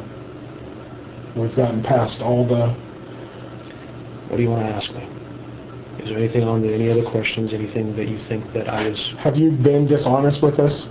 I was about, the gun bills and all that stuff on there because I was trying to protect Paige. Okay. So, but everything that we've clarified, and you've told us everything you know about this incident. Is that fair to say? No, I would say that I believe from Paige's statements and other things on there, no, I haven't told you everything on there that I could possibly know. Okay, so what haven't you told us? She didn't want to go shooting when she was pregnant. She was pregnant at the time on here. I know where I was at during the time frame on it. I know I was at my dad's house. Do you have any siblings? My sister, she doesn't live there. Okay. So there's no one was home with you that you recall? I don't even know if my dad was home. I don't recall if he was there or not. Okay. He drives for Swift, which you already know if you're out of this house. Okay. So, continuing on, she didn't want to shoot when she was pregnant. Mm-hmm. I don't know if that's why she wanted the sound. She said something about noise in the baby. So I don't know. But I don't know if she was there or not to do it. I don't know who did it. I think she wanted to set me up. I think you believe that either I did it or I think you believe that I was there or involved on there because I was madly in love with her. And I can tell you, I honestly was madly in love with her. I probably will always be in love with her to one extent or another in my life. She was one of the first people I ever actually, really fell madly in love with. I'd had other people that I loved, but I loved her with everything that I had on there. But I never would go anywhere, never could. Okay. So, I can believe that maybe you weren't there. Maybe you did not kill someone. You seem pretty passionate about that. What I still have trouble with is the fact that you had no idea that Paige was planning this. That she didn't get you roped into helping her set this up. That's where I think maybe you've held back some of your knowledge. Is that maybe she had discussed this in a little more detail about what she was going to do and how she was going to do it. And maybe there was even some discussion on how to best cover her tracks. What she had talked about before on there was planning a car accident for Des. That she had thought of that before. I don't know how she planned to set that up. I don't know. She talked that she had tried to get Des to stage an accident on there where she would set up for her to be dead after on that, trying to get her to collect insurance money. Trying to set up some claim or something on there. That's what she had told me before on there, which I thought was pretty cold, but she was telling me that. Mm-hmm.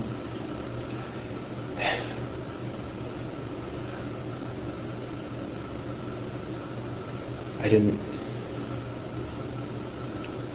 kill anyone. I didn't go there and kill anyone. Did you know that Desiree was going to be killed prior to her being killed? No. You're certain? I'm certain I didn't know that she was going to die. I didn't know that she was going over there, or anyone was going over there to kill her. Looking back on it, I should have.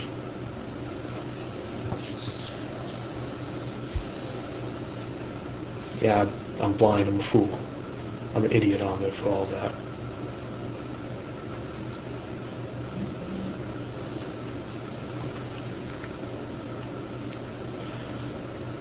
What I know about what Paige had set up for Des or anything else on there before was that Paige had talked to me that she had talked to Scott about, trying to set up for the insurance thing. I don't know if Scott knew or if Paige, which one and all that, but she tried before to get her to either kill herself in that accident or in an accident on there. She also talked about, summer riding and things like that and how easy it would be to just take someone out when they were doing that. But what about the bunker? The bunker? Mm-hmm. Paige wanted me to find a place that was remote on there for her to go shooting once. I found a place out in Adams County. It's in Adams County? Yeah.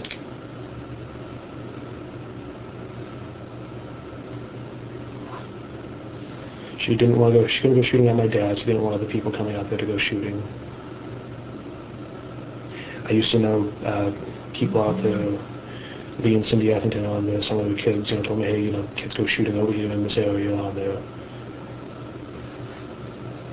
What is this place in Adams County?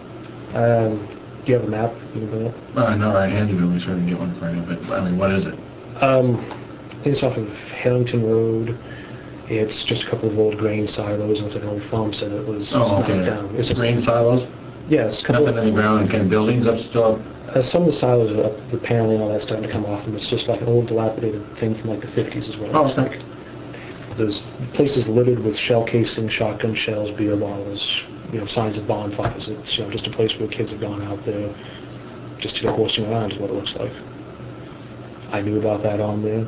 Paige wanted to go shooting on there. We nicknamed it the bunker because she'd never been out there before. And I think it's like old fuel tanks and all that. Can you go? Is there a place you can go underground?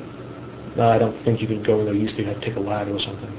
Because the bunker, the fuel tanks, they're probably 8-10 feet tall. If you had a ladder, you can go down? Probably. So we said it looked like a bunker. Have you ever gone down in them? No. I've been out there. Before, you told me that you've never gone shooting with Paige. No, she wanted a place to go shooting. We talked about shooting and all that. I didn't have any guns with So me. you never took her there? I took her there once because she wanted to see it. Oh. But we You never didn't shoot? No. So She was still pregnant at the time. at the Starbucks, when Paige asked you about the bunker, is that the place you're talking about? Yeah, I think that's what she was referencing on there. Is there another bunker? No. Like, like a grain silo? There's grain silos at that location, but that's the only place we ever referred to as a bunker was those fuel tanks there. Because it looked like a bunker. We talked about, doomsday scenarios and zombie apocalypse scenarios and things like that a lot, so. When she was talking to you at Starbucks, she said, I might need to go to the bunker because I have something I need to hide. Mm-hmm. What did you take that to mean? That she was going to dump something out there. Is that a place where you guys have taken stuff before or hidden stuff? I've never taken anything out there. When we went out there, she said that it would look like a place where you guys dump stuff off on because there's all kinds of crap out there. There's old appliances, there's people who've gone shooting up anything and everything. So it's a dumping ground? It's kind of what it looks like. It's just kind of like probably as many square footage as this police department area on there. Grain silos off to the side over here. Looks like an old homestead here. And the fuel tanks on this side on there. There's a couple of 2 foot, 2.5 foot access points on the top. Looks like old, access points when they're building it, and then with instrumentation and pumps and everything else ran into. So do you have any reason to think that there would be any evidence of this murder out there? If she was referring to dumping things out there, maybe she dumped something out there. So it's possible you could go looking out there, but I don't know if you'd find anything. It could be buried, it could be dumped in there, could have been burned, I don't know. Nothing would surprise me at this point with that. Okay.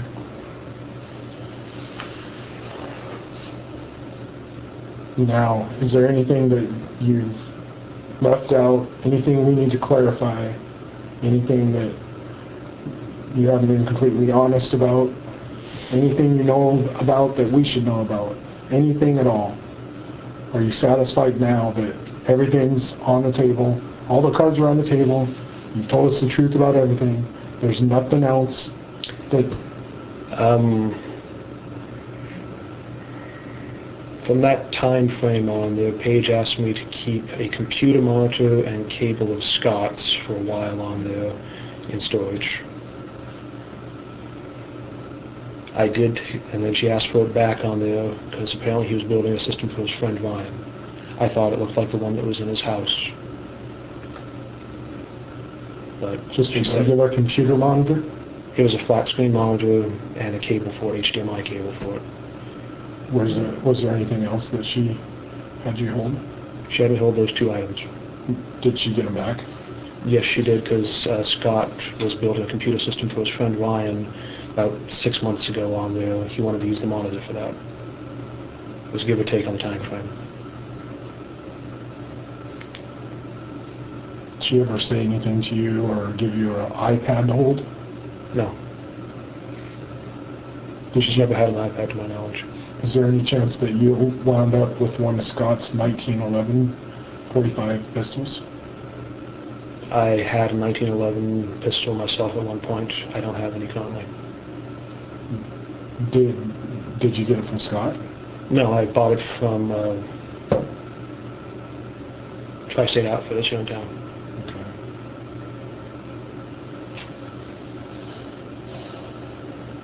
It was a single stack 1911 standard. I didn't know that Scott owned any 1911s. I thought he had 2011s double stack.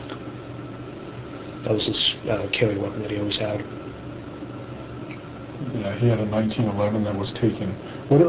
Did Paige or Scott ever say anything to you about the burglary that happened at his house the week before Desiree was killed?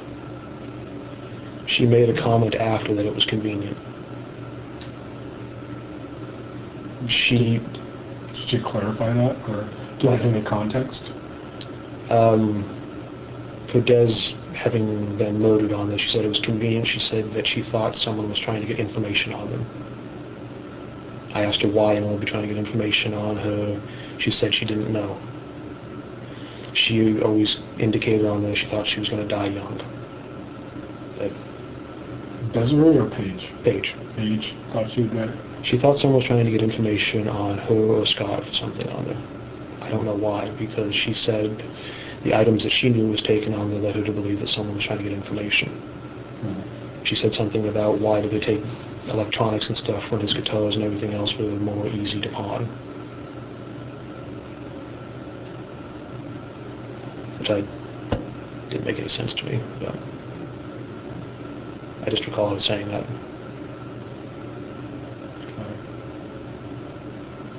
So, Is everything that you've told us now true and correct to the best of your knowledge? As far as I know, yes. Is there anything else that you want to ask me? I want to know anything you know about Desiree Sunford being killed, or any plan that was in place to kill Desiree Sunford. So what I'm saying is, even if there's something that I didn't think to ask, I want you to tell me everything. My brain, basically. Yes. So even, I don't want to play word games. Yeah. If I didn't ask the specific right question to get you to say something, then come out with it. I know, because I mean, I can tell you honestly, my things, I just pull back and clam up on things. I mean, I'm nervous as all hell about this. Okay. And that's what, I don't want you to clam up. I want you to tell us everything, because like I say, we want to get to the truth. And if it's true that Paige is framing you and setting you up from the beginning, then I want to have as much information as possible to be able to prove that. How could you not? Well, that's why we need to know everything. Every little piece of information builds on something else. One little phone call led me to the gun barrel that was used to kill Desiree. You never know what piece of information is going to be the domino that makes the whole thing fall. I get that, but what's going through my mind here is this is stuff that happened, a year and a half ago on there. It's my word against hers on all of it on there. And what's going through my head is that I'm screwed for life here and I've done nothing. At least I think I've done nothing on there. Because I live alone, I lived alone on there. And I mean, I'm struggling in my own mind on there, trying to come up with anything I can think of on there that I can use to prove that I'm innocent on there. And it's hard on there because I can't think of anything that leaves a paper trail, or anything that I can give you on there that can say, yeah, this is what happened on there with everything. Okay. Well, So, I just got one question, and that's all I have. So after everything Detective Pearl was talking to you about, you see the pattern of our conversation over the last 2 hours. After 2 hours, yeah. We knew the questions, Mm-hmm. and we knew the answers. Before you ever asked, yeah. All right. And you still lied to us. You still lied to us. So my question is, How do you know I'm not lying now? well, you are lying. I know that. You're willing to go to prison for Paige. That's how I see it. I don't want to go to prison for her. You're willing to sacrifice everything to protect her. You protected her all your adult life, as long as you've known her, as far as everything I can tell. Even to the point where you, as a smart individual, came up with the answer saying, shit, she's involved. My gun was involved. But I kept the gun.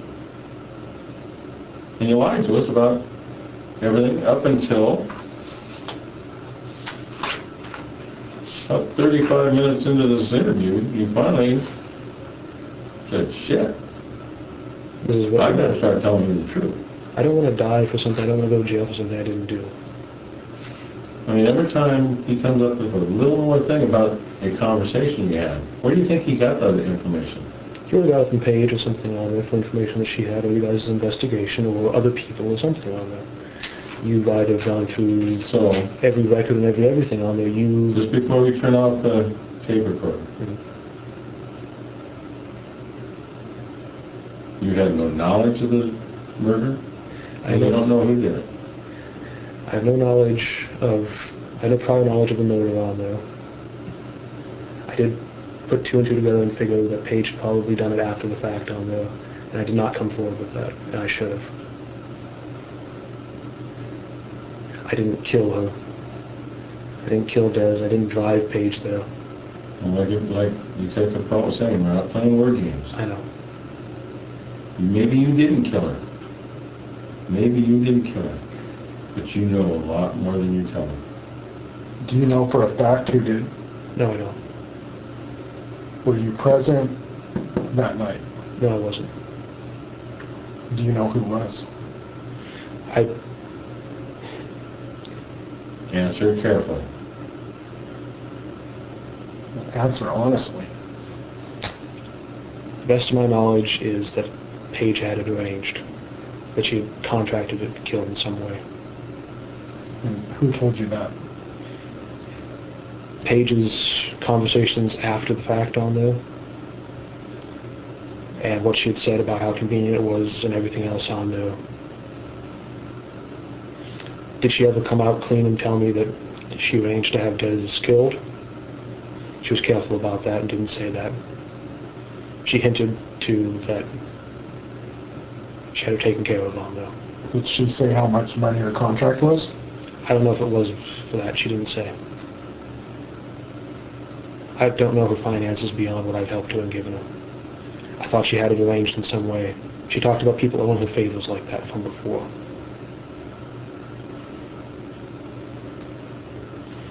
She did tell me once on the, if I ever crossed her, that, you know. If you ever crossed her, what would happen? That she'd have me taken care of. So are you afraid to say anything that you're afraid you were going to be taken care of? She told me on there that if I ever, you know, crossed her or betrayed her on there, she'd have me taken care of. I took that to mean that she could have me killed. On this specific issue? No, not on this specific issue. Has Paige ever shared with you the specifics about what happened to Desiree? No.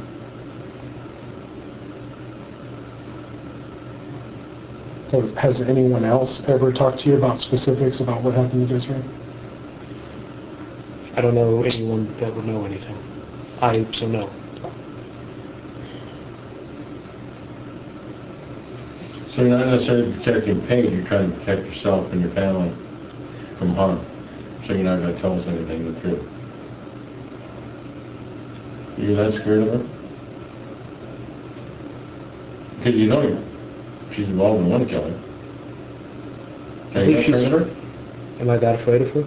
That's the question. Yes, I am afraid of her. I'm petrified on the... So is that why you're not telling us the truth? Is that what you're going to tell the judge? I've told you everything I know on there about this. You think that I know more? Yeah, I do. I mean, now you came up with that last little tidbit 2 hours and 5 minutes into it that I'm afraid of her. Because she's threatened me. If I say anything, she's going to have me killed. That's powerful. And I would understand that. Do you know what she's led me to believe about what she can do or what she could do? I mean, she's talked about the motorcycle gangs and the people that owe her favors. She's talked about Ivan Capitillo, her, son's father on there, what he was involved with.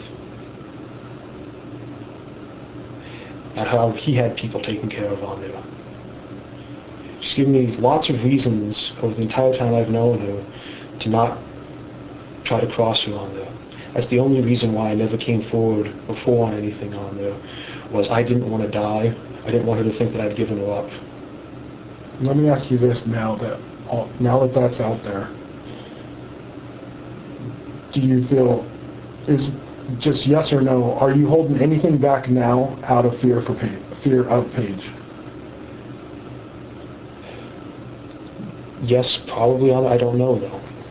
Okay, now I think maybe some people communicate different ways, and you were telling me the way your mind works, you're concerned that I asked you just the right question. But right now I'm worried about the big picture stuff, okay?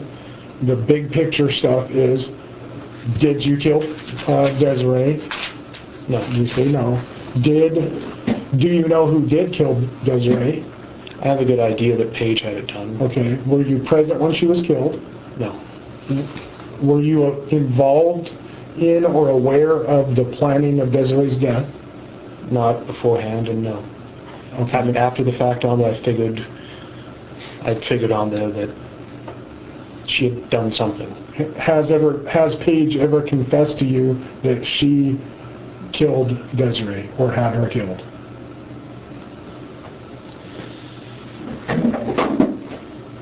She gave me the impression on there that she had it arranged. She didn't say, yes, I had her killed. She didn't say that she'd done that, but she gave me the impression when I asked about that after the fact with the guns and everything else, after I got it back, I'd asked her, did you do something with this? Did you, I mean, why did you ask for my gun? Why did you do this on there? And she said what? She told me on there not to ask anymore, just leave it alone. Don't ask any more questions about this. I asked her what the hell was going on with that. She told me on there to stop asking questions and forget about it. Or you could be gone just as easily. So you're holding things back because you're totally afraid of it. This woman has given me every impression on her that she's had many people killed over the years. She could have had you killed months ago, and since you knew about the gun. You pressed her about it. I asked her about You it. think she's that stupid saying, hey, he's figured it out. Maybe I ought to take care of him too. I don't know. I don't know why she wanted to keep me around. Maybe for this exact scenario. Maybe for you guys coming down on her and figuring it out so that she could use me on there and get out of it. That's the only thing that makes any sense in my mind on there. Is that she wants me to be the scapegoat. Knowing that you won't say a word. I don't know who killed her. I don't. I believe Paige had it done. I don't know if she did it. I don't know if she had someone do it. I don't know. That's the impressions I got, is that she had it arranged. So what else are you holding back? She made a comment about her body being dumped in Banks Lake. Some Russian guy from years ago on there that crossed some hooker that she knew. She told me that. She told me about, killing people's families and things like that. That terrifies the fuck out of me. Why did she tell you all that? She told me that after all this. That she's killed many people and That she's had in the people. lake? She dumped some. She said it was the one that she was the most proud of on there because it had something to do with some. She said something about Interpol on there and it wasn't caught. This guy was dumped in Banks Lake, and I don't know if that's complete bullshit or if she's just puffing me full of smoke on there, blowing smoke in my ass, or get colon cancer on shit. I don't know. I don't know what to believe. Honestly, I have no idea what to believe out of her, what's true and what's not, what's a game.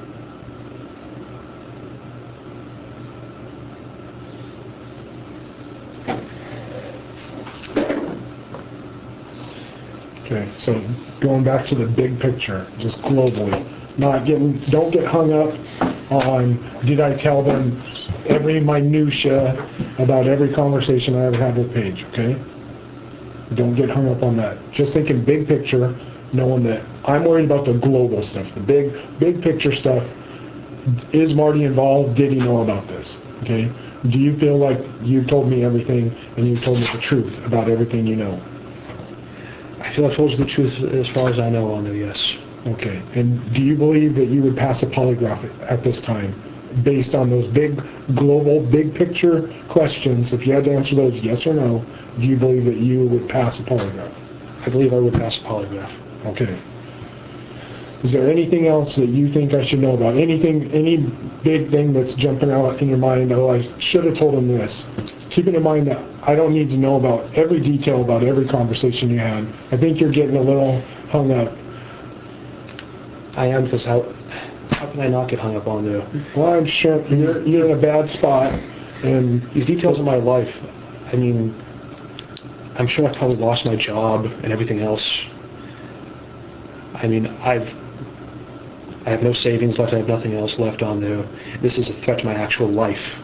Did you come into a big amount of money anytime after Desiree was killed? No. You never had like a big bump in your savings or anything? No, I had a lot of savings, and because I lived low with my dad, I saved up a lot of money. I plowed money into my 401k. I had $50,000 in my bank at one point on there. I'd drawn that down over the years. That's gone now. After a wife and kids will do that, or a kid. Wife, kid, car, paying off all will do her that. debts, everything else on there. Okay. Doreen, can you use the restroom? Restroom and something that could be nice. Okay, we'll get that taken care of, and then we're going to take a break. Obviously, we have some things to discuss now, because a lot of stuff has come out during our conversation, and I'll get back with you and tell you which direction we're going to go, what we decided. So I'm going to turn off my recorder now. The time is 11:50 hours, and I'm still Detective Samuel.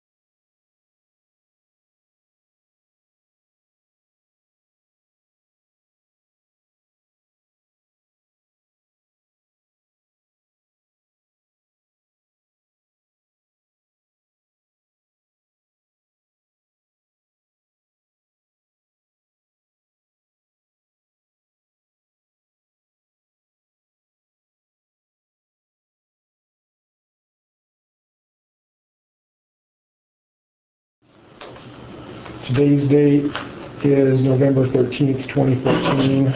We're at the Moses Lake Police Department. The time right now is 13:49 hours. What's your full name? Stella. Okay. And what's your date of birth? Okay. We'll say right out of the gate, you're not a suspect at all. We didn't call you in here because we suspect that you're involved, but your name has come up through our conversations with people, that you know a couple of people that were involved, and that you may have heard some things about this case. Okay. And that's why we want to talk to you. Okay, because, yeah, I was wondering about that because I didn't even really know Desiree. I met her, like, one time Yeah. on my friend's birthday, and I was like, I don't even know this lady. When was that? In April, a couple years ago. Like, I have a picture with her on Facebook. I was like, I don't even really know this lady, and she didn't even like me. But I was trying to get with her. Paige? Paige, okay. Yeah, she wanted to go there for her birthday. And we went, and that's the night that I met her. And I met her for a couple of hours, and that's when we went to the bar, and me and Paige stayed at the motel. Okay, Yeah. so you went to their house in the apartment in Yakima? Yeah. Okay. And Were we they went to living in the the house at that time, or were they in the apartment? Apartment. Okay. Yeah, so that was years ago. Okay. So that was a long time ago. That's the one time I met her, and she didn't like me. So we left after the bar. How long have you known Paige? I've known Paige since high school. Okay. And are you two good friends? Yeah. Okay. We're kind of, I guess, best friends. We didn't really too much like each other in high school, and then we reconnected after we got 21, and then became best friends. And do you know a gentleman named Marty Grismer? Yeah.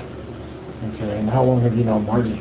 I think 3 years, 2-3 years. I met him through Paige. Okay. Yeah. They work together, and we went out for coffee, and I met him through Paige. He was kind of, I guess, a loner, and he became really close to the family right away. My mom kind of took him in. Okay. Let me ask you just a real open-ended question. Have you heard Paige or Marty talk about Desiree getting murdered? Not that I can recall. I'm sure the last thing that you want to do is be in the middle of a murder investigation. Yeah. So did you ever hear Marty say anything about what happened to Desiree? I know he came over, one day, and he's like, "Did you hear what happened?" And I'm like, "What do you mean, what happened?" And he showed me a newspaper article on the phone about Desiree. And it didn't click. I was like, "Who's that?" Because like I said, I only met her one time. Mm-hmm. And he was like, "Yeah, it happened. She's gone." And it didn't click right away that he had done it or anything, if he did do it. So Why would you think that he had done it? I don't know, because he's really standoffish type of person. I mean, Marty's quiet, shy. He's a nerd. That's what everybody knows him as. I've always just looked up as, ever since I met him, as my big brother. That's always how I've looked at Marty, as my big brother. And I don't know if he could even hurt a fly. I've always trusted him to babysit my kid on the weekends. Did you ever hear Marty come out and say, "Yeah, I did it, I killed Desiree"? I don't think in those direct words. But If he did. In any words? I think, maybe. Like, if he did. I really honestly don't know. He's just like, it's, what's done is done type of deal. Like, when he showed me that, what's done is done. Like, when he showed me on the newspaper article, what's done is done. That's what he said? You know, what's done is done. But that was like a year ago, you know? Like,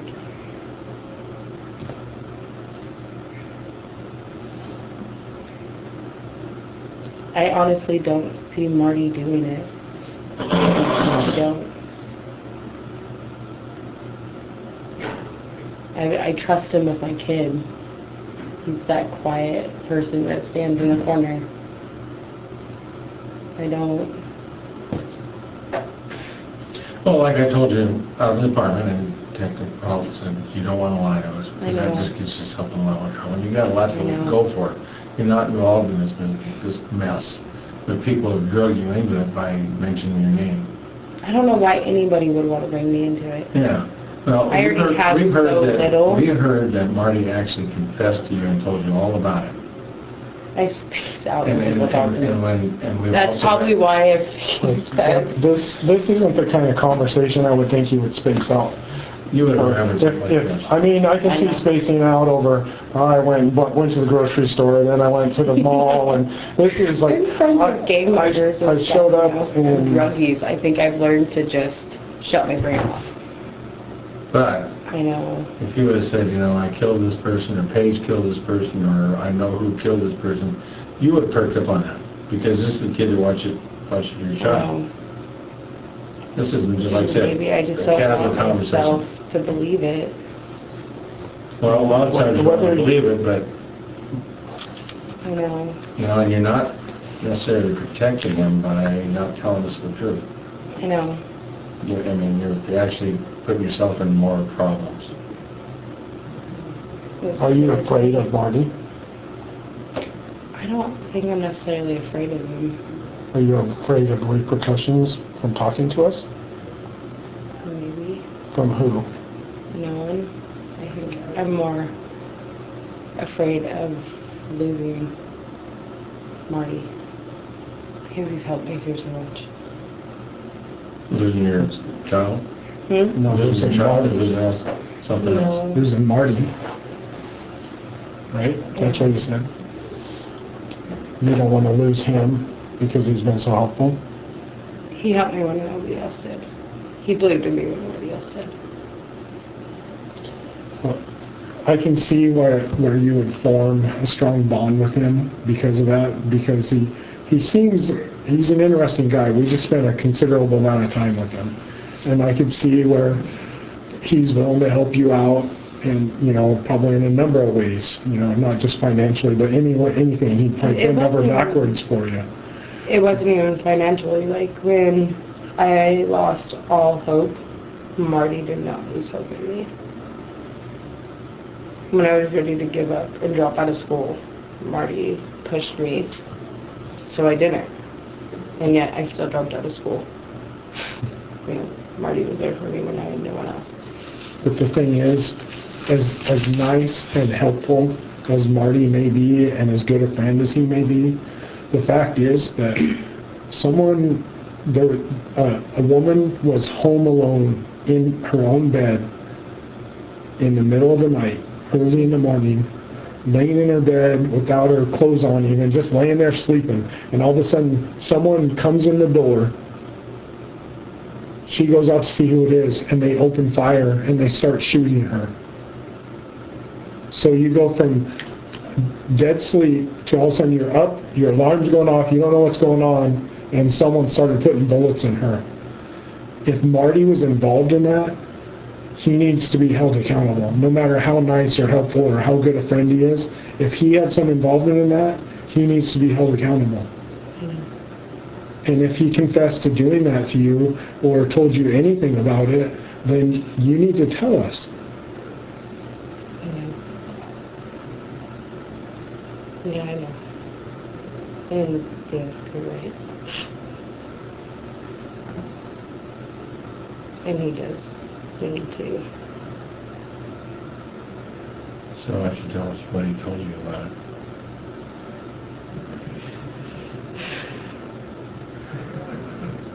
I just don't want to lose my friend, and I know I do. Well, your friend is on his way to jail right now. He's already on his way.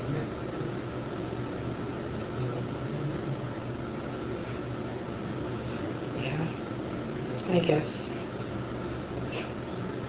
I've never been in this type of situation. And the more truth and understanding we have, the better we understand how much he's involved. I always knew I was going to end up being in this chair for this. I'm not a liar. I've never been put in... I wish he never had told me he'd done it. Sure. Ever. And I don't want it to come back on me. Because I know. I just don't want to be... I don't want anyone to come after me for telling the truth. But you need to tell the truth. Yeah. Because you don't need to drop down to their level by getting yourself in more trouble. I don't know what he did with the gun. Pardon? I don't know what he did with the gun. Who's got that? He told me he got rid of it. Okay, well, tell us. Start at the beginning. He did tell me that it was like... He told me how he did it. Like, whatever. He told me that. He didn't tell me how many shots or whatever. But he told me that he did go into the house. And that he did shoot her multiple times while she was sleeping. But that it had worked out perfect because the house had just gotten robbed a couple days before that. I didn't know any of this. I didn't know that he had already known anything. You know, it was just like he had said, you know, what's done is done. It happened. And he felt better and he had a clear head after doing it. And he shot her multiple times. And that he had planned the perfect murder, like he had gotten away with it, that he was never going to get caught for it, and that he would do it again too. Did you say why he did it? No, he didn't. That's one thing he never told me, and I never asked him why. I didn't want to know why. I'm that type of person that's like, I don't want to ask questions and find out why. Like, I don't want to know the story behind it. When did he tell you this? When? Yeah, when and where? He told me at my apartment. He came up to my apartment a couple days after it happened, like when it was in the paper, because he had his iPhone, and it was in the paper, and he was like, look. And I was like, you didn't. And he's like, what's done is done. And I feel better for it. And I was like, wow. And, yeah. Was Paige there when he did this? When he did it? No. Was Paige there when he told you? No. So, I don't know. did you tell anybody about this conversation? Between me and Marty? I think. No. Did you ever tell Paige? I don't think so. I think it was like I tried to put it on the back of my mind so I could try to forget about it. I think I was just like scared Okay. and I didn't want to believe it. Sure. That's pretty heavy. You dropped a major bomb on you, didn't you? Yeah. I don't know why. I think I didn't want to believe it because I trusted him so much. And I don't know how I trusted him so much with my son. Mm-hmm. Because I did see how he was with my son, and my son trusted him. And my son just always wanted to go everywhere with Marty. That's why I never worried. Mm-hmm. I was never scared. And I never feared anything when Marty... Okay. Going back to when he told you that he did it, did he tell you how he got over here or any details that you can remember? A rental car? Rental car? Because his car was in the shop for a few days, so he was in a rental car. Okay. And I remember the rental car. I think it was... if I remember right, it was like a white rental car, and it was the same car as his car, if I remember right. Okay. And yeah, Did he tell you how he got in the house?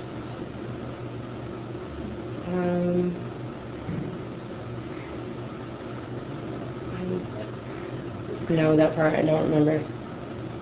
Did he tell you what she was wearing or where he shot her? It was just multiple shots. Just multiple shots. Mm-hmm. Did he take anything from the house?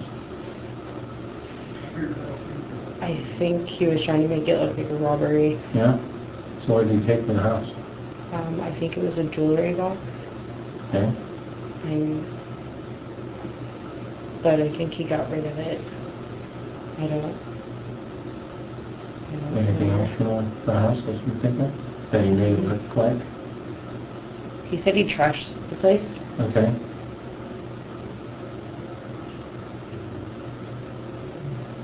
Anything else? Mm-hmm.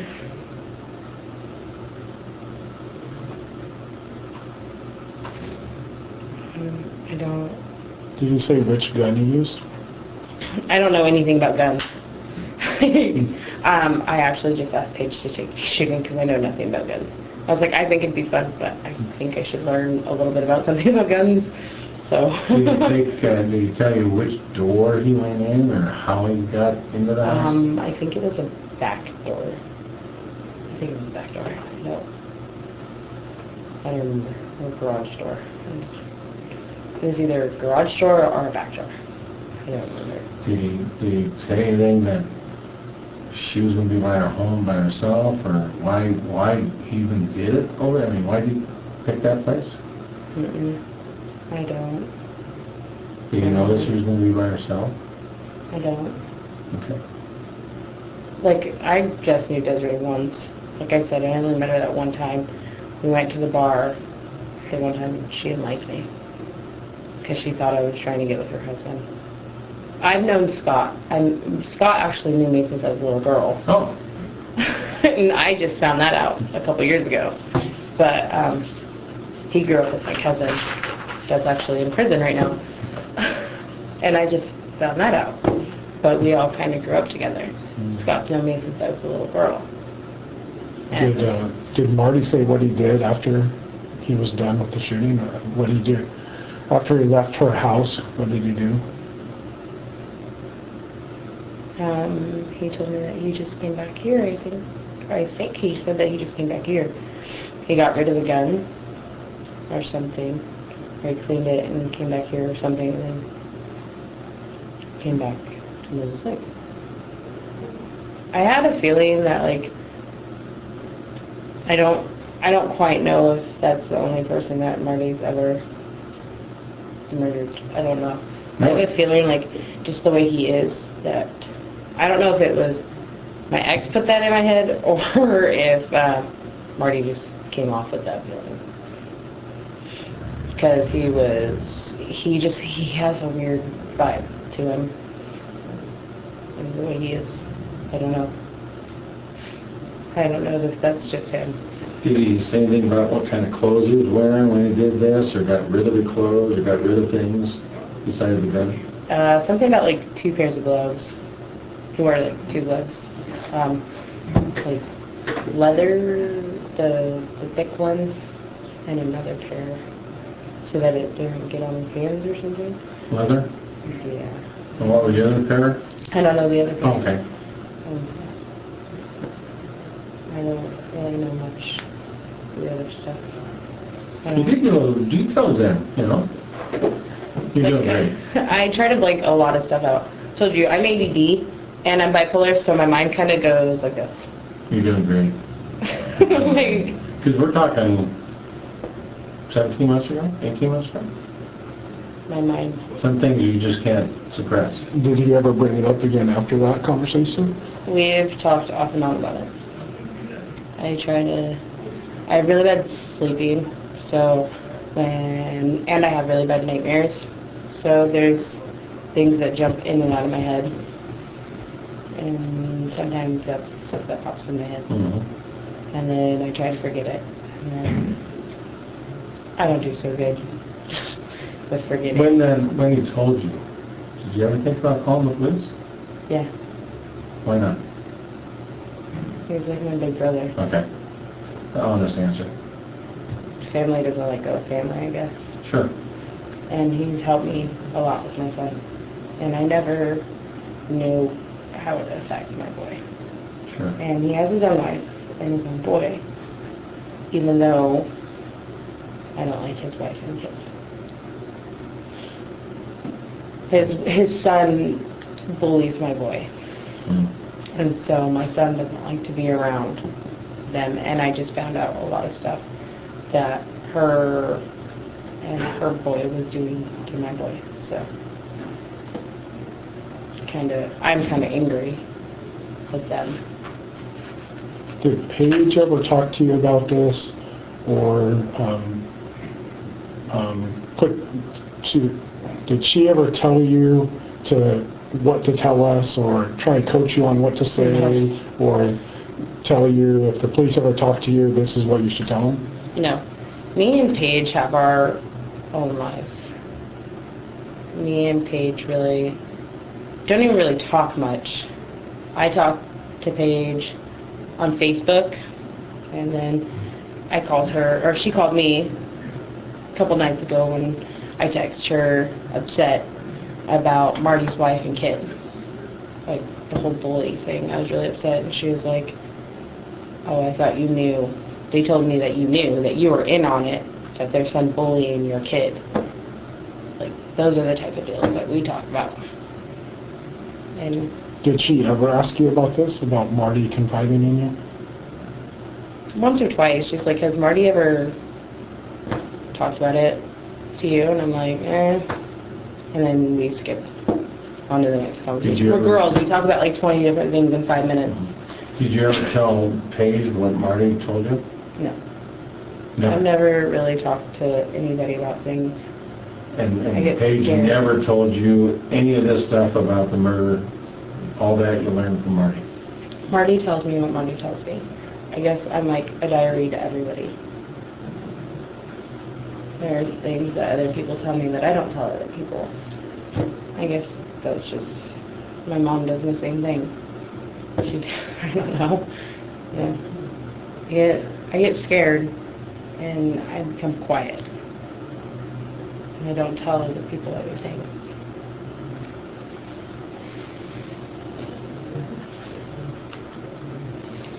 As far as I knew, Paige didn't know, or not Paige, Marty didn't tell anybody anything.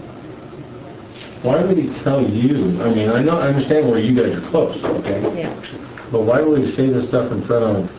He was excited. Like, he was like, You know when you get a puppy, and the puppy comes home? No, or when Marty? you get, yeah. Okay. He was like a puppy. So like when you come home and you see your brand new puppy and the puppy's all excited, that's kind of like how he was. He didn't even know me on my couch. Playing a video game on his phone on my couch. And you Marty didn't comes notice in. him? Okay. Marty comes in and through my front door and he automatically sits on the couch, grabs his phone and he's like, look. That's it. Was he like kind of proud of it? Yeah, like a trophy. Really? Yeah, like he comes in and he's just like, sis, I gotta tell you. How many days do you think this was after the homicide? As Do long you remember as the day of the week or anything that stand out? Okay. Mm-hmm. I thought it was a long shot. I was just, no, it was as long as for it to be in the paper. Okay. So that usually was at like 2 or 3 days. Because I think he still had it, no, I don't remember if he still had his rent-a-car or not. Rental car. As long as it was in the paper. That's all I remember. Has he ever said anything that would make you think that Scott was involved at all? No. As far as I knew, Scott knew nothing about it. Scott wasn't? I thought Scott was in Tri-Cities. Because... no. I asked Marty, I was like, well, where was Scott at? If Scott wasn't at home with his wife, where was Scott at? Oh, he was in Tri-Cities. Because Scott, I know, was always going back and forth. Because his parents lived in Tri-Cities. You know Scott and Paige were together? I knew that Scott and Paige were together. Okay. That wasn't too much of a secret, but it was a secret. Do you think, do you have any idea why Marty would do this to Desiree? I don't. I don't even know if Marty liked Desiree. Okay. Or if he even truly knew Did you ever Desiree. know the relationship between Marty and Paige? I think Marty had a thing for Paige. What kind Or of if he thing? still does. Okay, what kind of a thing? Until he got married, he was still a virgin. Okay. But I think he had a I think he was in love with Paige, or still is. I don't know. Okay. Was he kind of like her protector? I think. When you do almost I think, everything? yeah. I think he would Anything do for her? anything for her. I didn't always go to coffee with them. Okay. Did, But I don't think Paige would ask. well, I'm not necessarily saying that. Oh, I was like... I'm just saying, do you think that if Marty saw somebody trying to hurt Paige, he would try to prevent that to happen? Or to make anything better for Paige? Yeah. If he wanted to see Paige 100% happy, I think he would do anything to make Paige happy. Okay. I think that... But that's just your thought? Yeah. That's the way I feel. I think that's how all three of us felt about each other. I think we all try to protect each other. And I think that's why I would be honestly scared to say, why I was scared to say anything about. I understand. It's difficult for you. But the three of us the last few years have had each other's back. And that's why I'm scared to say anything about Marty. You don't I'm think scared. Paige would ask him to do something like this? I don't think so. Okay. Because she has her 2 kids. But of course, Marty was married and had a child too. So apparently I don't know the world like I thought I did. So maybe I'm the only sane one out of the 3 of us. I don't know. Your team has been broken up. It has. I don't know what to do. We'll go back to the carnival. Seemed like the carnies were the only sane ones, apparently, even though we're all crazy in our own little way. I don't know. I'm really worried about Marty. And what's going to So now, just before I got over to your place today, you said that Marty's wife, Beth called you? Yeah. Tell us about that. She called me crying, and like I said, I'm really angry. So I was really cold to her when I answered the phone. So I answered the phone, and I wasn't even going to answer the phone, honestly. I was like, whatever the hell with her. And I answered the phone, and I was like, what? And she was crying, and I really didn't understand her. And she said that the cops were here, searching the house, and I'm like, okay, for what? She's like, can you get here? And I'm like, why?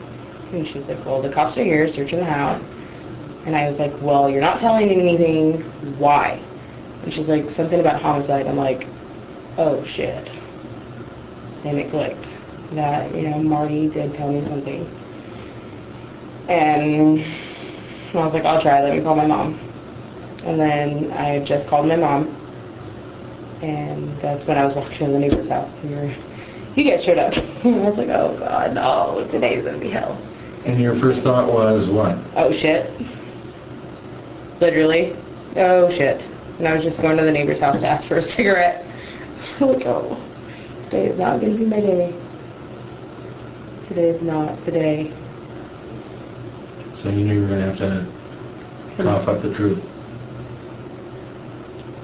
I'm really scared about Marty, if he's going to tell the truth or if this is going to be ongoing. I don't want to face him and have to tell the truth and be known as a narc that I gave off my brother. How far do you think he would lie about something like this? I don't know. Okay. Marty is very good at hiding the truth about stuff like this. And now I don't know what I'm going to do when Beth looks at me and asks me for the truth. I don't know what I'm going to do. I don't know what anybody's going to do. Then I know the truth.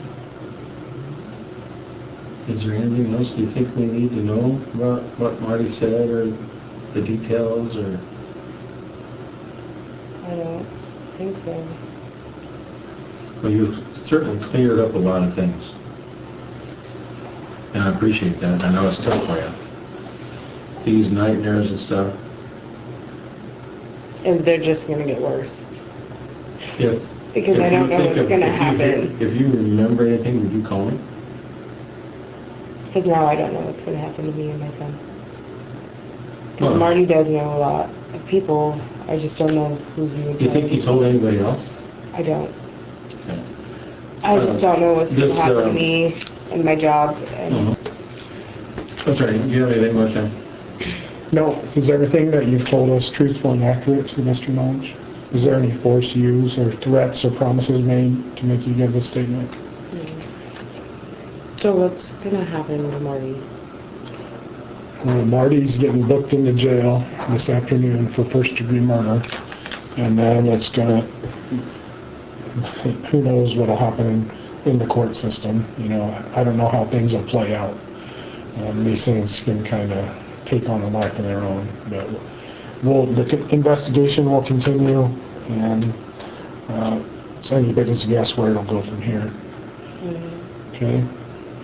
This time I'll conclude the statement. The time right now is 14:27 hours, and I am Detective Sam Pearl.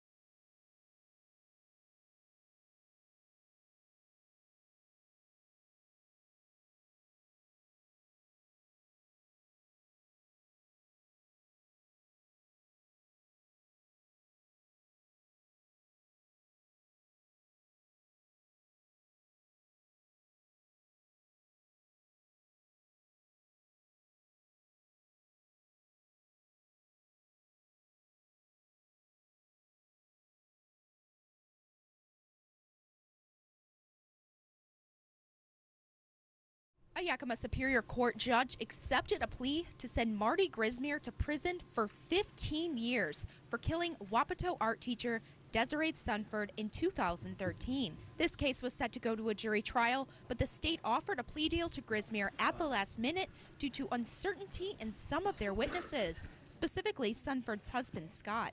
Prosecuting attorney Troy Clemens says Scott was having an affair with another woman, and Grismer killed Desiree because he was in love with Scott's mistress and wanted to frame Scott. Marty confessed to Jesse Castillo, what the state believes was the real motive, which was to frame Scott Sunford for the murder of Desiree Sunford, because the evidence would have shown that Mr. Marty Grismer was obsessed with Paige Ackerman.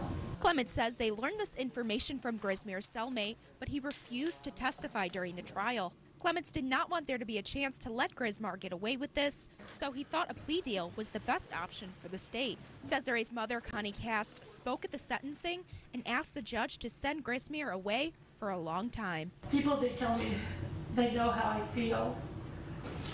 You have no idea how I feel. I don't want you to know how I feel, because no one should have to deal with this type of pain. Before accepting the sentence, the judge says the court was not comfortable with the agreement and didn't think it was a proper resolution, but he was unsure of what the outcome of a jury trial would be, so he accepted it. The court is going to go along with the resolution in this case. I will sentence you to a term of 15 years with the State Department of Corrections. If I had the authority, I would make sure that you went to the harshest prison in the state of Washington.